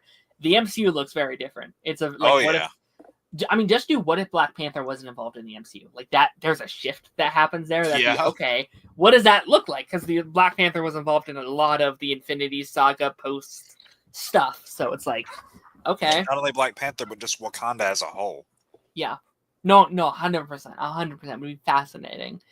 But yeah, I think episode 1 was like, I thought it was like, okay, this is a solid foundation. I wasn't personally like blown away. I was like, this is cool. I liked, obviously I'm a huge fan of Crest Williams from Black Lightning, so it's cool to see him involved in here.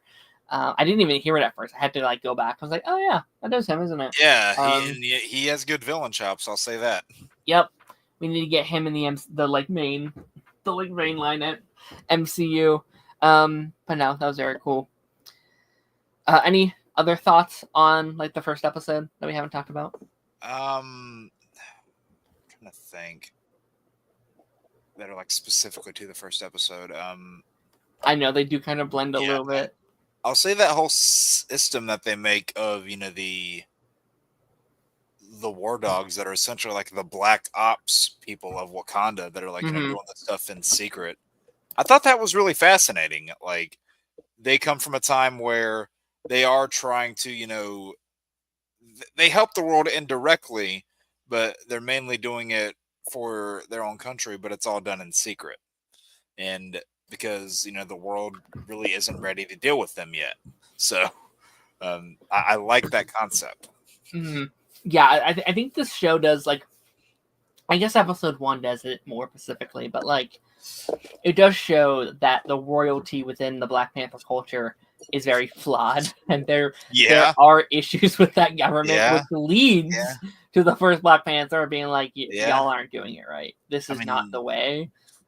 I mean, we'll get there later, but you even see in episode 4 of this series where people kind of call out the royalty of Wakanda. No, it's definitely very fascinating, and I think Wakanda is still, even though we've got like now 3 projects within it, such an underutilized part of the universe, and I hope it never goes away as we're transitioning, and I don't think it will. I think, even Black Panther 2, well, it didn't do as good as the first one, still did pretty well. Wasn't it like 700 million or something? Yeah, it did very well. It got an Oscar nomination, so yeah. I think we'll see more of that. And like very much like you, like I thought I heard it was an anthology series, but as we got done with episode 1, I was like, oh, we're following her journey as she goes to find all these various different, weapons. Which I would have been fine with that too. Totally. But I'll say I liked so this series did something that I always really like when either movies or shows do this, how they take characters that are like completely separate in like other parts of the world that you see, and then there is some inciting incident near the climax that either brings them all together physically or makes all the actions that they have gone through matter and make them synonymous to each other. And you see in the 4th episode how that really all comes together, which again have my things I liked about that, things I didn't, but we'll get there. Yeah, for sure. And then there's episode 2, which you said that you really liked the episode, right? Out of the 4, that was potentially my favorite. It's episode 2 or 3. Interesting. I thought that was like easily my least favorite episode. So I'm excited to hear. See, my least favorite is probably 4. Interesting. That's arguably my favorite.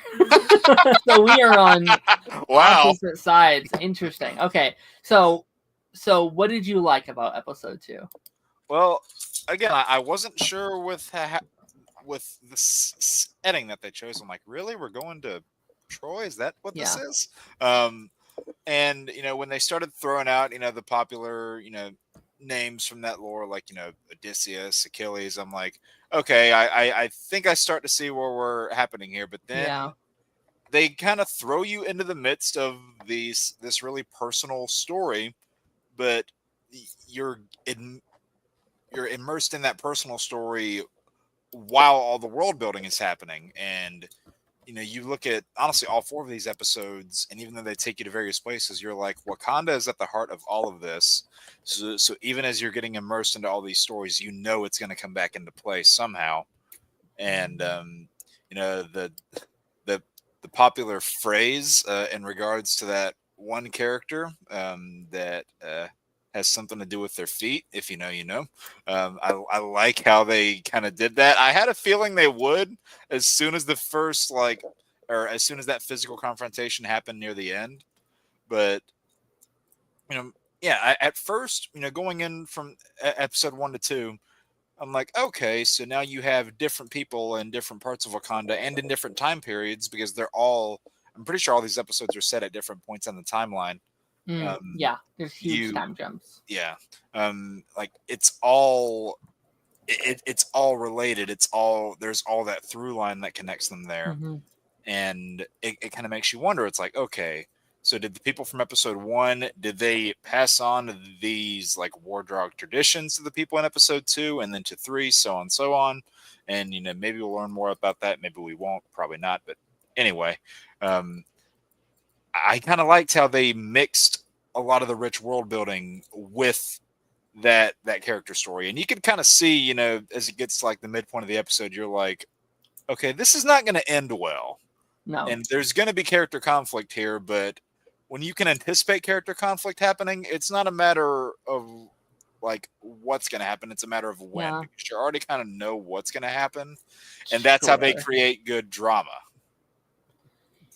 Yeah, maybe I'm just a hater. I found this one kind of boring personally, but I can respect what they were doing here. Like, I think it's very interesting to see, like, I feel like the MCU has kind of dived into this a little bit before, but like taking these very real world events or these very like historical stories, right, and being like, well, it happened this way this time. We're taking this very iconic story about a thing and a story you've heard many times before, and dipping it in that Marvel ink is definitely very fascinating to see the history. And there's some timeline stuff that doesn't like 100% line up with the real world, but like you have like flying people with hammers, like it's fine. You can mess with the timeline. This is a world of fiction. 100%, yeah. So like you can have a little fun with that. And I will say, out of our 4 lead characters for each of these episodes, I feel like this one was probably the most compelling out of the 4. Interesting. I would have said that about episode 3. Interesting, because I would have said this was my least compelling one. I was, which is totally fine. Like I'm totally happy we have different approaches to it.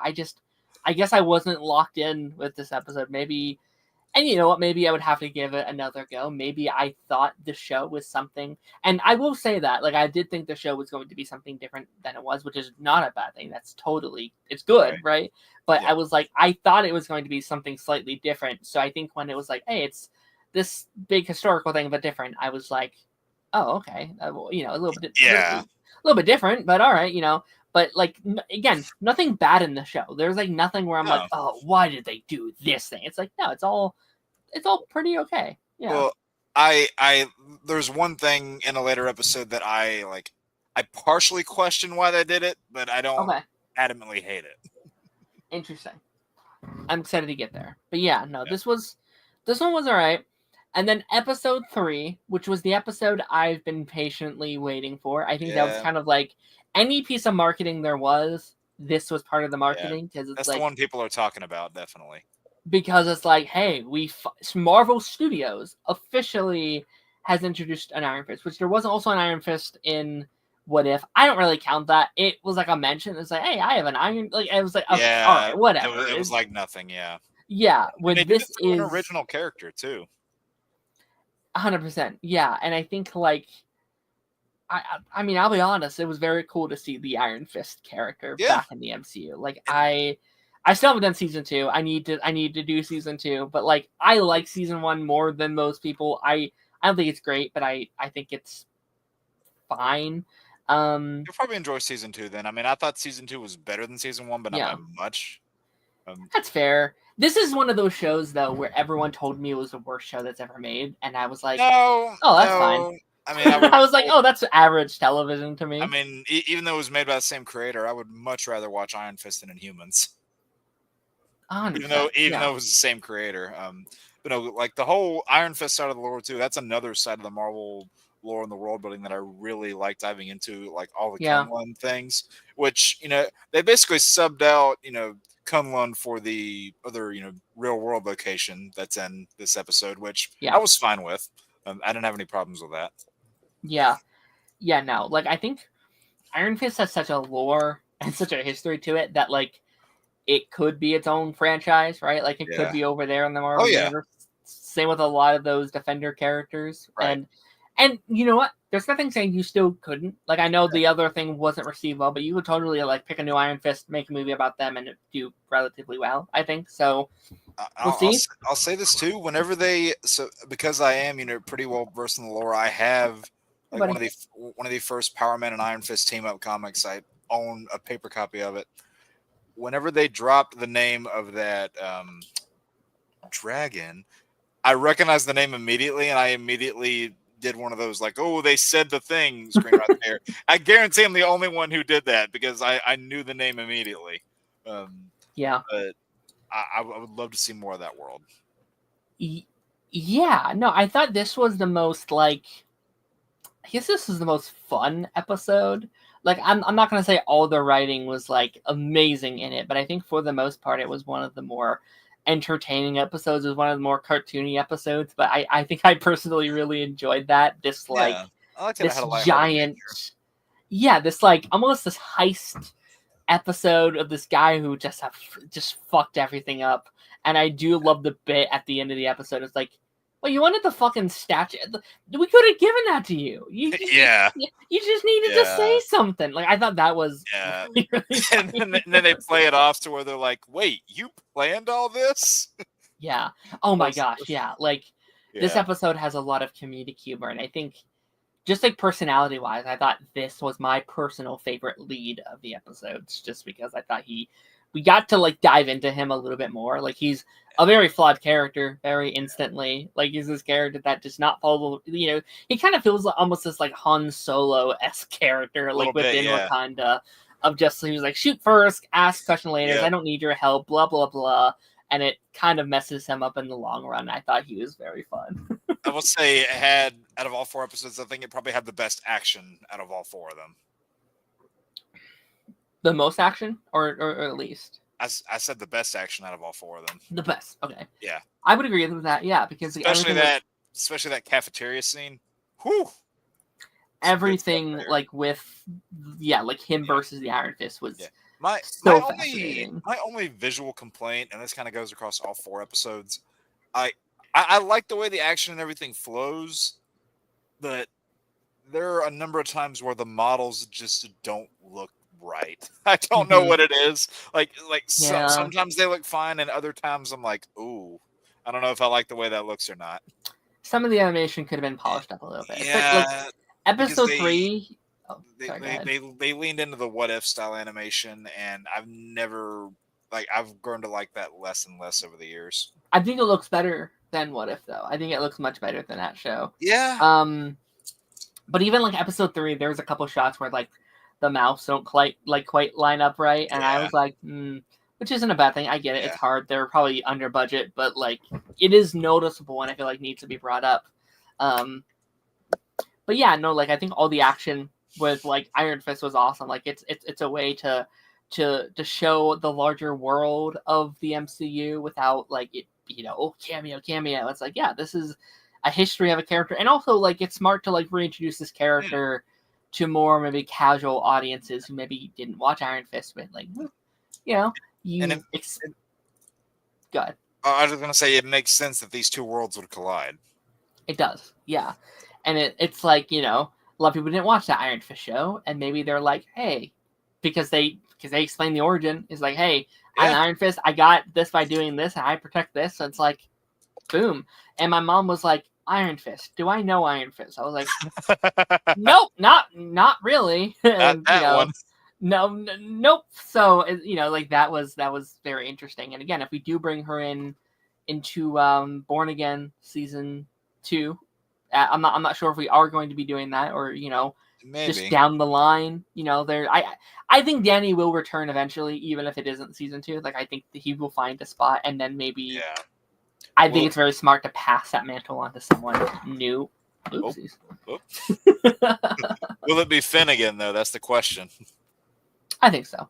I don't, because that's the thing. Like, I don't think he did anything unredeemable. Like, I don't think anything in that show was his fault or anything. But I do think they will want someone more accurate to the culture, right? So I think they will reintroduce him, but maybe, it's been, like, in universe, he's been probably doing this for 10 years. So he can pass it on. He can give it to, again, I'm not super well versed in the lore of Iron Fist, so I'm not going to say, hey, do this story. I'm not going to do that. But, like, there's ways that you can do that and pass it on, and then you maybe give that person a movie or something. I don't know. Like, there's ways of doing that. Yeah, I don't mind that, especially if it expands the lore a little bit more. But I would like to see Danny Rand at least given a little bit of a fair shot, because I do love that character and other media. So I would like to see at least a fair shot before he presumably passes it on. So just a little bit. That's all I'm asking for. Sure. And like, if you do want him to do it, like, you could always just recast. Like, I'm not against that. I'm not going to be like, how dare you, Marvel?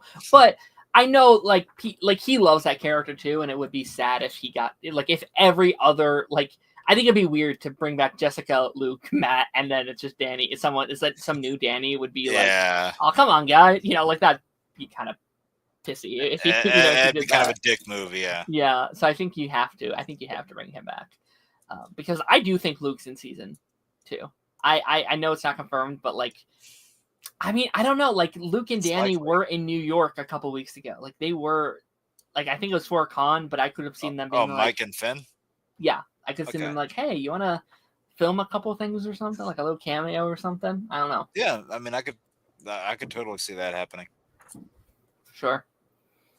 Anything else from episode 3? It was pretty straightforward episode, not like a lot to like break down. I feel like, but yeah. No, I enjoyed it. It like I said, it's either that or episode 2 that's my favorite. I'd like jump back and forth between them. But yeah, I think it's. Oh, sorry. Go ahead. I was gonna say I think I surmised it pretty well. Yeah, I think this might be my favorite. I think 3 and 4 are kind of my back and forth between those ones. But I think this one, it was just because Iron Fist. Like I just love seeing the Iron Fist action and what the stuff they were going to do with that character was so much fun to watch. Let me answer some questions. If Luke is in season 2, that means they have to dress like his mob boss ending. It's been 10 years, right? Yeah, like, I mean, you can play with liberties, I feel like. He's probably wearing a new suit these days. The yellow one would be awesome if they finally let him do that. Yeah, that yellow one, and maybe give him that silver headband too. Be cool.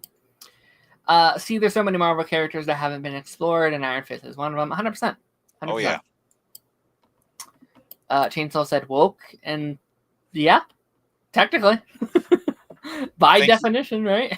Technically, I think your brain is a little woke up now. a little bit. I didn't know the lion was voiced by Chris Williams. It sure was. Oh yeah, good on him. Kevin says MCU and Star Wars don't really need a theatrical business. They make their money through DVDs, sales, and merchandise.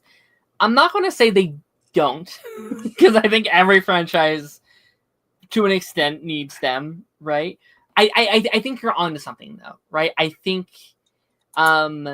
people underestimate the value of DVD and like media sales, because those do play a big role. A lot of them do. The only thing is, with streaming being on as big of a rise as it has been, less people are going out and getting physical media than they used to, because they're like, oh, I can just wait and pay for this on a streaming service for like whenever it drops in 2 months, and I don't have to go out and get it myself. Yeah. But I've always said this. Like, I'm a big stickler for media preservation and physical media, because, say, God forbid, like, just all the streaming services in the world just black out. Nobody can take a disc and a working player from you.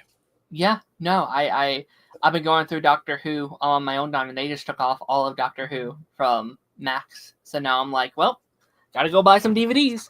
Shoot, the other day I was debating setting up one of my old VHS players and watching some of my old tapes through there just to see how they hold up. Because I used to do that a lot as a kid, so much so that I ran some of the tapes out of the reel, but that's a different story. Yeah, and theatrical release movies and good marketing is how you sell Funko Pops and DVDs and T-shirts and toys. Even if they're starting to charge a little too much for Funko Pops. That's fair. Wakanda Forever is so good, but I think the first Black Panther is a little better. Jake here loves Black too. You're on a roll tonight, dude. I don't even know what I said. I just blurred my words. I agree with the back half of that statement. Mm-hmm. I agree with the whole. No. I agree with the first statement. I disagree. I like 2 more than 1. Oh, okay. Which is not a popular opinion, but that's okay. I don't know if I want to say this yet, but I might have enjoyed this more than Wakanda Forever.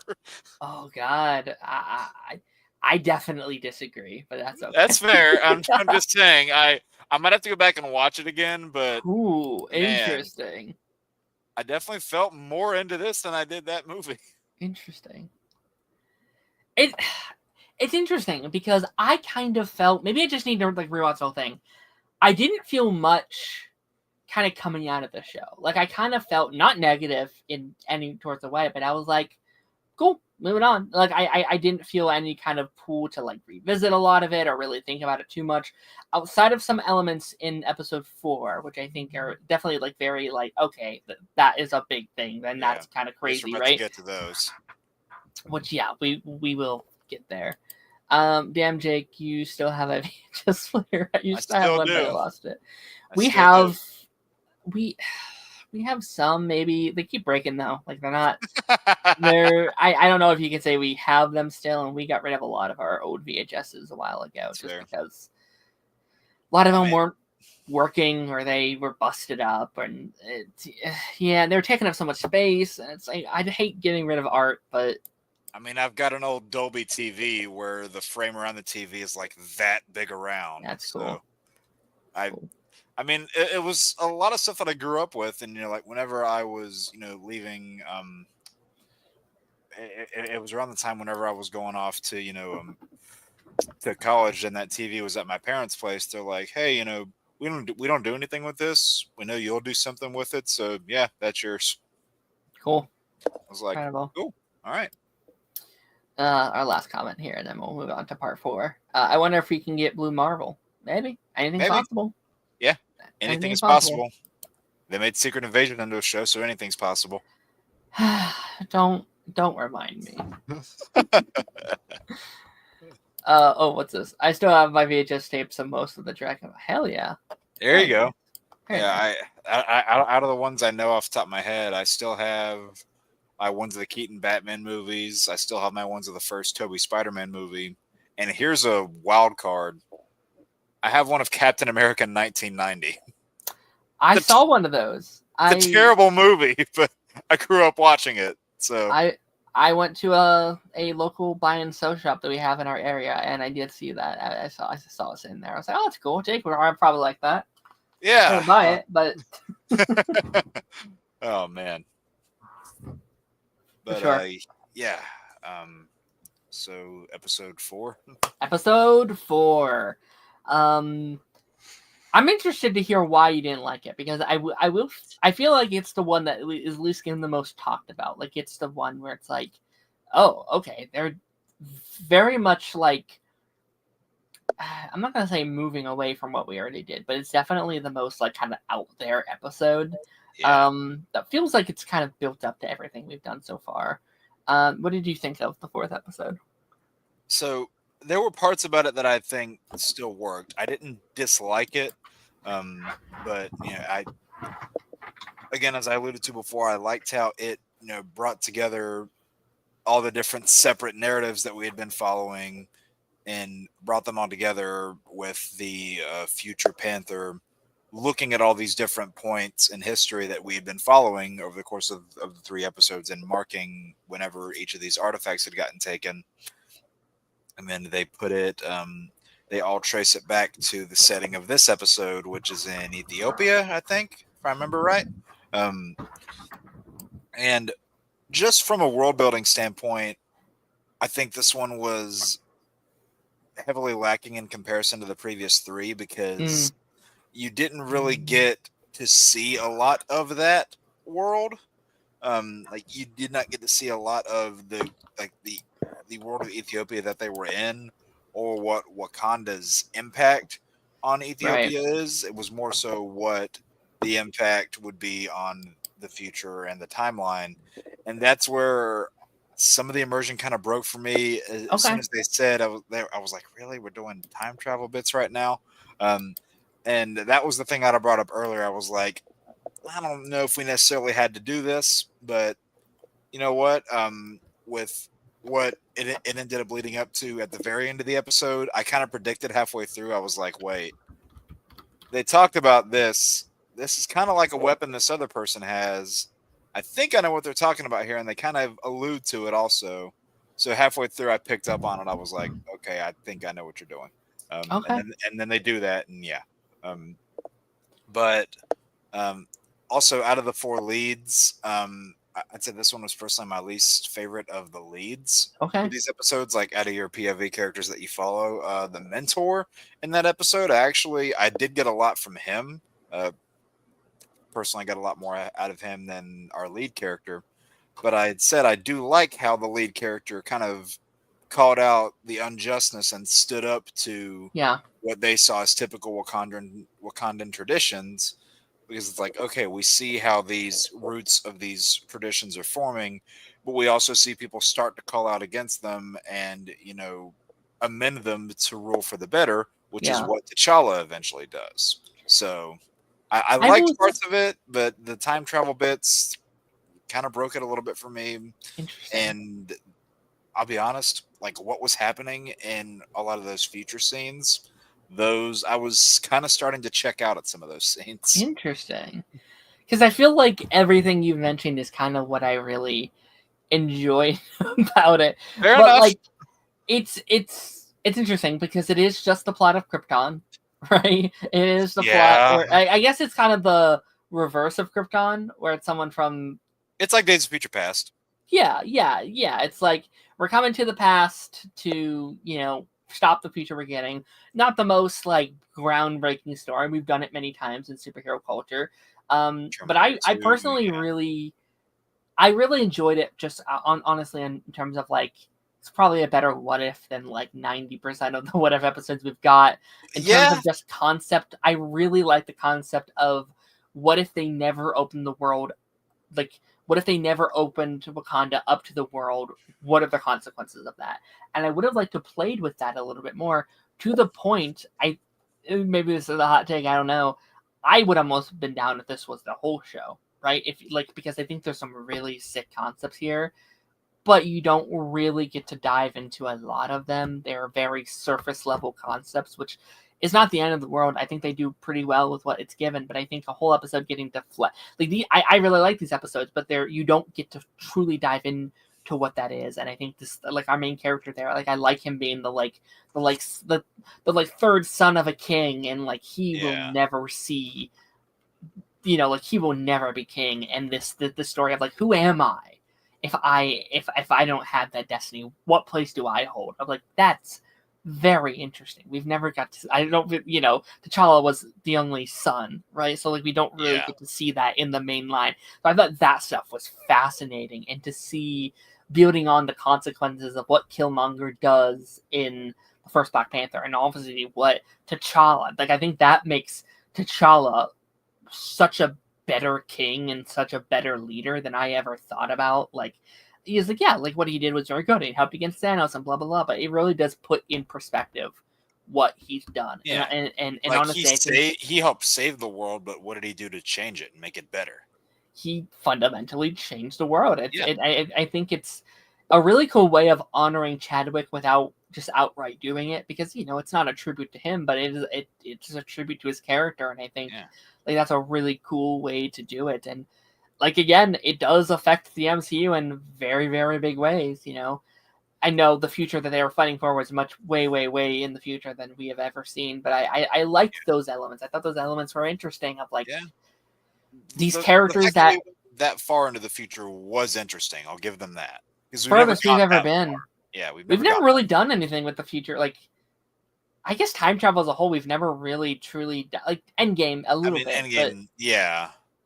It's kind of crazy that like 37 projects in, we haven't really dived into like time travel as like a major concept. It's kind of like a little bit with Endgame and a little bit Doctor Strange, but I feel like, I don't know. I guess I just had Arrowverse on the brain to think that time travel was such a common like play. I was like, oh yeah, MCU's not really done it that much. They've never even when Endgame, they treated it more like the multiverse than they did actual time travel. It was like a weird, which I still wish they didn't do that, because I think they made that way too complicated for themselves. Like, you could argue Loki did the same thing. They treated it more like branched realities and less like time travel. Yeah, no, for sure. And maybe Doomsday or Secret Wars will dive into it a little bit. And to be fair, I do think Kang Dynasty would have. I think Kang Dynasty would have been a time travel movie. Because Kang is he is a time traveling conqueror. Yeah, 100%. Yeah. But no, I personally like this episode. Again, they needed to be longer. I think if you would have dedicated 4 episodes to telling this very long, not saying what we had wasn't also good. Like, I'm not trying to change what they had or anything, because I think it's it's a pretty good show. But I do think a lot of these elements just could have been better if fleshed out a little bit more, focused on a little bit more, spending more time with most of these characters outside of like I think the third one was enough. I didn't need more of that story. Yeah. I was like, yeah, that's very serviceable, very fun, you know. Unfortunately, that's the case with a lot of these Disney Plus shows, though. Like, you feel like it's just done too quickly and you don't get enough time in it. Yeah. I think I don't think 20-minute anthologies work for me. And I that's never been an issue I've had to face because there's never really been any before What If. But I think we're now seeing with What If and now this 20-minute episodes for one singular story. You have to build an entire world, introduce these characters, introduce this plot, end the show. In 20 minutes is not enough time. And even then, What If started to move away from the anthologies as they got into their later seasons. And I honestly think that, you know, that's one of the things that kind of hurt the show. It's like, not only did your concepts that you started picking just get sillier and sillier, but they weren't anthology series. So it's like, okay, we keep having to tie back to all these ridiculous concepts. It's like, this is dragging it down. I've pitched it for years. I want a full-on true anthology MCU show that is canon to the MCU timeline. It could be animated, that's fine if it's a normal length episode, right? It could be animated or it could be live action. But I think it'd be very fascinating to just like, people don't want to watch all these TV shows to like be caught up. Okay, watch one. Yeah. Watch one TV show. Every year you tell 8 little stories within that little show. It's like one could be a Wakanda prequel, one could be an Agatha episode, one can be a Thor prequel. I don't know. Like you could do, one could be a honestly, a show in that structure could kind of last for as long as Marvel lives. Yeah. Yeah, you can change the mold. I mean, you don't even have to technically have to stay in canon. You could be like, hey, here's Andrew Garfield's Spider-Man. Let's tell a story with him. Like, you could do whatever you want. This just allows them to tell these stories without having to make 10,000 TV shows. Go back to your other animated Marvel universes that were built up and established decades ago. There's material there. Do it like Black Mirror style, where it's like 50 minutes an episode. That show tells brilliant stories in 50 minutes. That's almost movie length, but obviously, budget would be a thing, of course. Like that would be hell on the like producers and stuff like that for like scheduling. But I think you could choose stories that exist in a small enough budget. Like don't make it like world-ending threats. Make it small little stories. I don't know. Like I think there's ways to do that. I mean, cool. I just thought of one, like now that they've started bringing in like more mutants and more X-Men, maybe do one where it's like, what if Wolverine escapes and he never finds the X-Men? Fascinating. Yeah, do something like that. Yeah, there's some and like that kind of fix your problem. You could do that. You could do that from a two-sided thing. You could show it from the X-Men's perspective, doing it without Wolverine the entire time, and his perspective, living without all of them. That would really help them. Like right now, right now, there's so many hanging pieces. Like do an episode that's like, hey, what's Shang-Chi been up to for the last 5 years? Okay, let's check back with him. Sam, he's trying to build the Avengers. Let's just have a little like 30-minute story about him like deciding who he wants on the team and talking it through with people. Like doesn't have to be a very high budget, just fills in some gaps. Where's Miss Marvel been? Moon Knight, Agatha. Like you could just like Strange. Eternals. Eternals. Make it animated for it's like it doesn't have to be as high budget, but here's like a little animated Eternals thing. It's like I've been saying that would have worked better as a TV show. I think if they ever come back, it's going to be this like animated series that they can just like, all right, you can exist over there. Oh man. Yeah, just that concept could essentially last forever, basically. Yeah, 100%. I mean, because that's basically what comic books were when they were making comic books about these characters. And that's the issue, is like Marvel has too many characters and not enough time and resources to tell all of their stories, which is kind of why they're in this current mess. So like you could do this, not really change anything. Like keep what you're doing, but keep the stress on the consumer down. You don't have to keep that up. Like you have 3 movies a year, Daredevil maybe, and then this show. And that's 5 projects, not that much. I think that could be kind of cool. So coming up next year, what is it?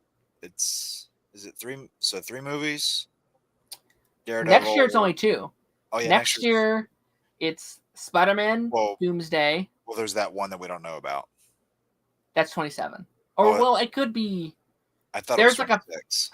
There's a February date right now, but I don't think it's going to make that. February 26th? There is a February 26th date, but I don't think they're making that.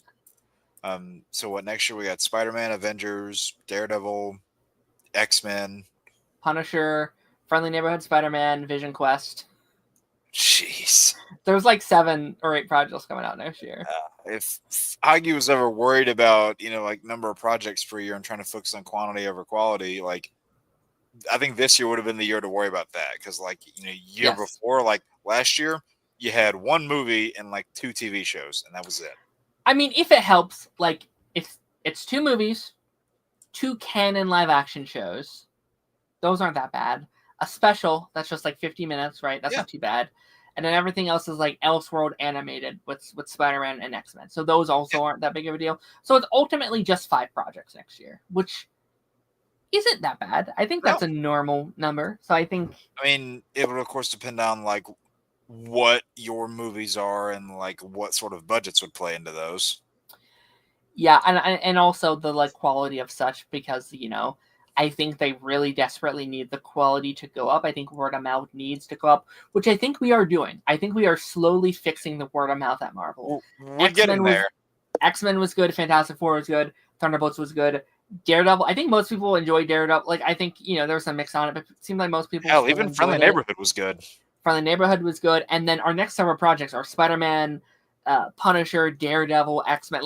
There's a fantastic lineup right now. Yeah. Pun not really intended, but kind of. So I think I do, as a fan, I think quality-wise we are in a very good spot. Oh yeah. Now we're just worrying about the financial side of things, and can the casual audience lock in and go see the movies in theaters? We'll see. Let's answer a couple questions from the chat, and then I think we'll wrap it up. See you on the Nerdcast later. Heck yeah. Oh yeah. Most likely. 4 is my favorite. It's my favorite because this is what caused the original movie to happen, and essentially the MCU as a whole. True. Like to a degree, yeah. It is very funny, and I think Cody made a post about this earlier, but about like without this project, the MCU doesn't exist, or I mean, it exists, but it's a very different looking MCU, very I different. guess. Like again, you take Wakanda out of the equation of the MCU. Again, fascinating. What if episode? Would have loved to see that. Like, what if Black Panther just never showed up at all? They stayed away completely. They never opened up. Endgame looks different. Infinity War looks vastly different. But also going back further, Civil War would be very Civil different. War looks very. Oh my gosh, yeah. Civil War. Yeah. Woo! Fascinating. Ooh, man. Yeah. It was kind of weird that the MCU put time travel multiverse. Yeah. A little bit. Yeah, that's where some of it started to break for me. I wonder if that's why they stay cleared in Multiverse Saga. They were just like, it's kind of complicated, But they're going to have to change that come the X-Men, the like Mutant Saga, right? Because time travel is huge for like the X-Men. Like you can't do that logic with the stories we're probably going to tell. Especially Cable, if you want to bring in people like Bishop, like Cable, like Strife, Cable. All those guys. And like there's so many, and then of course I doubt they're going to do this, but that famous Age of Apocalypse storyline that has time travel at the heart of it. Yes. Because Legion time travels back, kills Xavier, and then Apocalypse, the Age of Apocalypse, is a, for lack of a better word, Flashpoint version of the X-Men timeline. That's the only comparison I could think of. Sorry if I just spoiled it, but if anybody hasn't read that, go read Age of Apocalypse. It works great as an Elseworlds type story. I don't think it's something you should ever adapt in live action, at least not fully. At least not to the degree of the original source material. And that's something I wouldn't be mad about if they did like a loose adaptation of it. Because going into something like Civil War, did they adapt it fully from the comics? No, not at all. But also, within the confines of what they had, I think they did the best that they could. Yeah. And it fit the overall narrative of the universe. Yeah, I'm always very chill not adapting comics. Like, I know that's something people are very passionate about, but I think if you ultimately tell a fantastic story, I personally couldn't give a shit. I'm like, I'm fine if you don't, but if you do, I'm like, do it right. Right, yeah. Yeah, that's fair. That's fair. Like, I know people were complaining about, like, Woman of Tomorrow was like, they're already changing it. I was like, do you want to just consume the same exact media a second time? Because like, then you get things like How to Train Your Dragon. But like, that's the thing. People seem to love it. People like adored it. They're like, this is.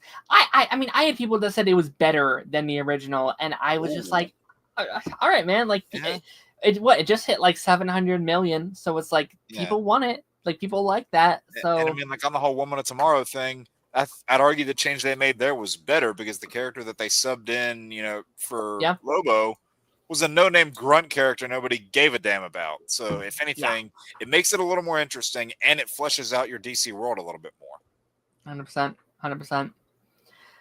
But yeah, I think with that being said, we are going to be wrapping up the episode. Me and Jake have somewhere else to be in about an hour's time.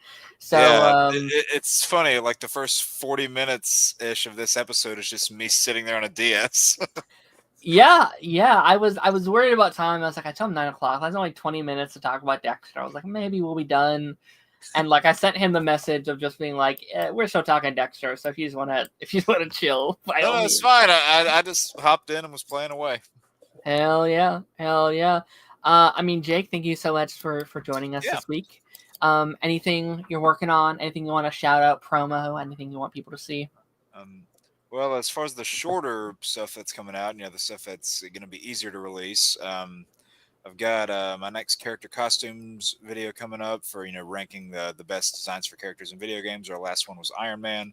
Our one coming up is Deathstroke. And we've got a couple retro reviews coming out. The first ones on the docket are X-Men Legends 2 Rise of Apocalypse, as well as the Batman Begins movie game. And progressing through my Jack and Dexter Let's Play as much as I can. And if you guys want to catch me live, then you can tune into my Sunday streams, Jake's Lost Levels, where I get on my PS4 game data back. This guy popped into there for a few seconds this past Sunday. And I'm there at 7 p.m. Eastern. We did Lego Marvel this past Sunday, the first of many free roaming madness episodes on that one. And then we're going to be back at Skyrim again this upcoming Sunday. So yeah. Hell yeah. Some fun stuff. And if you want to see the two of us talk more, I realized it recently. You are the person I stream the most with, easily, without a doubt. Because it's you're sometimes on here. We do Council together. We do Party Nation together. We do now Eric's shows together. Like, I'm seeing you like 5 times a week. It's insane.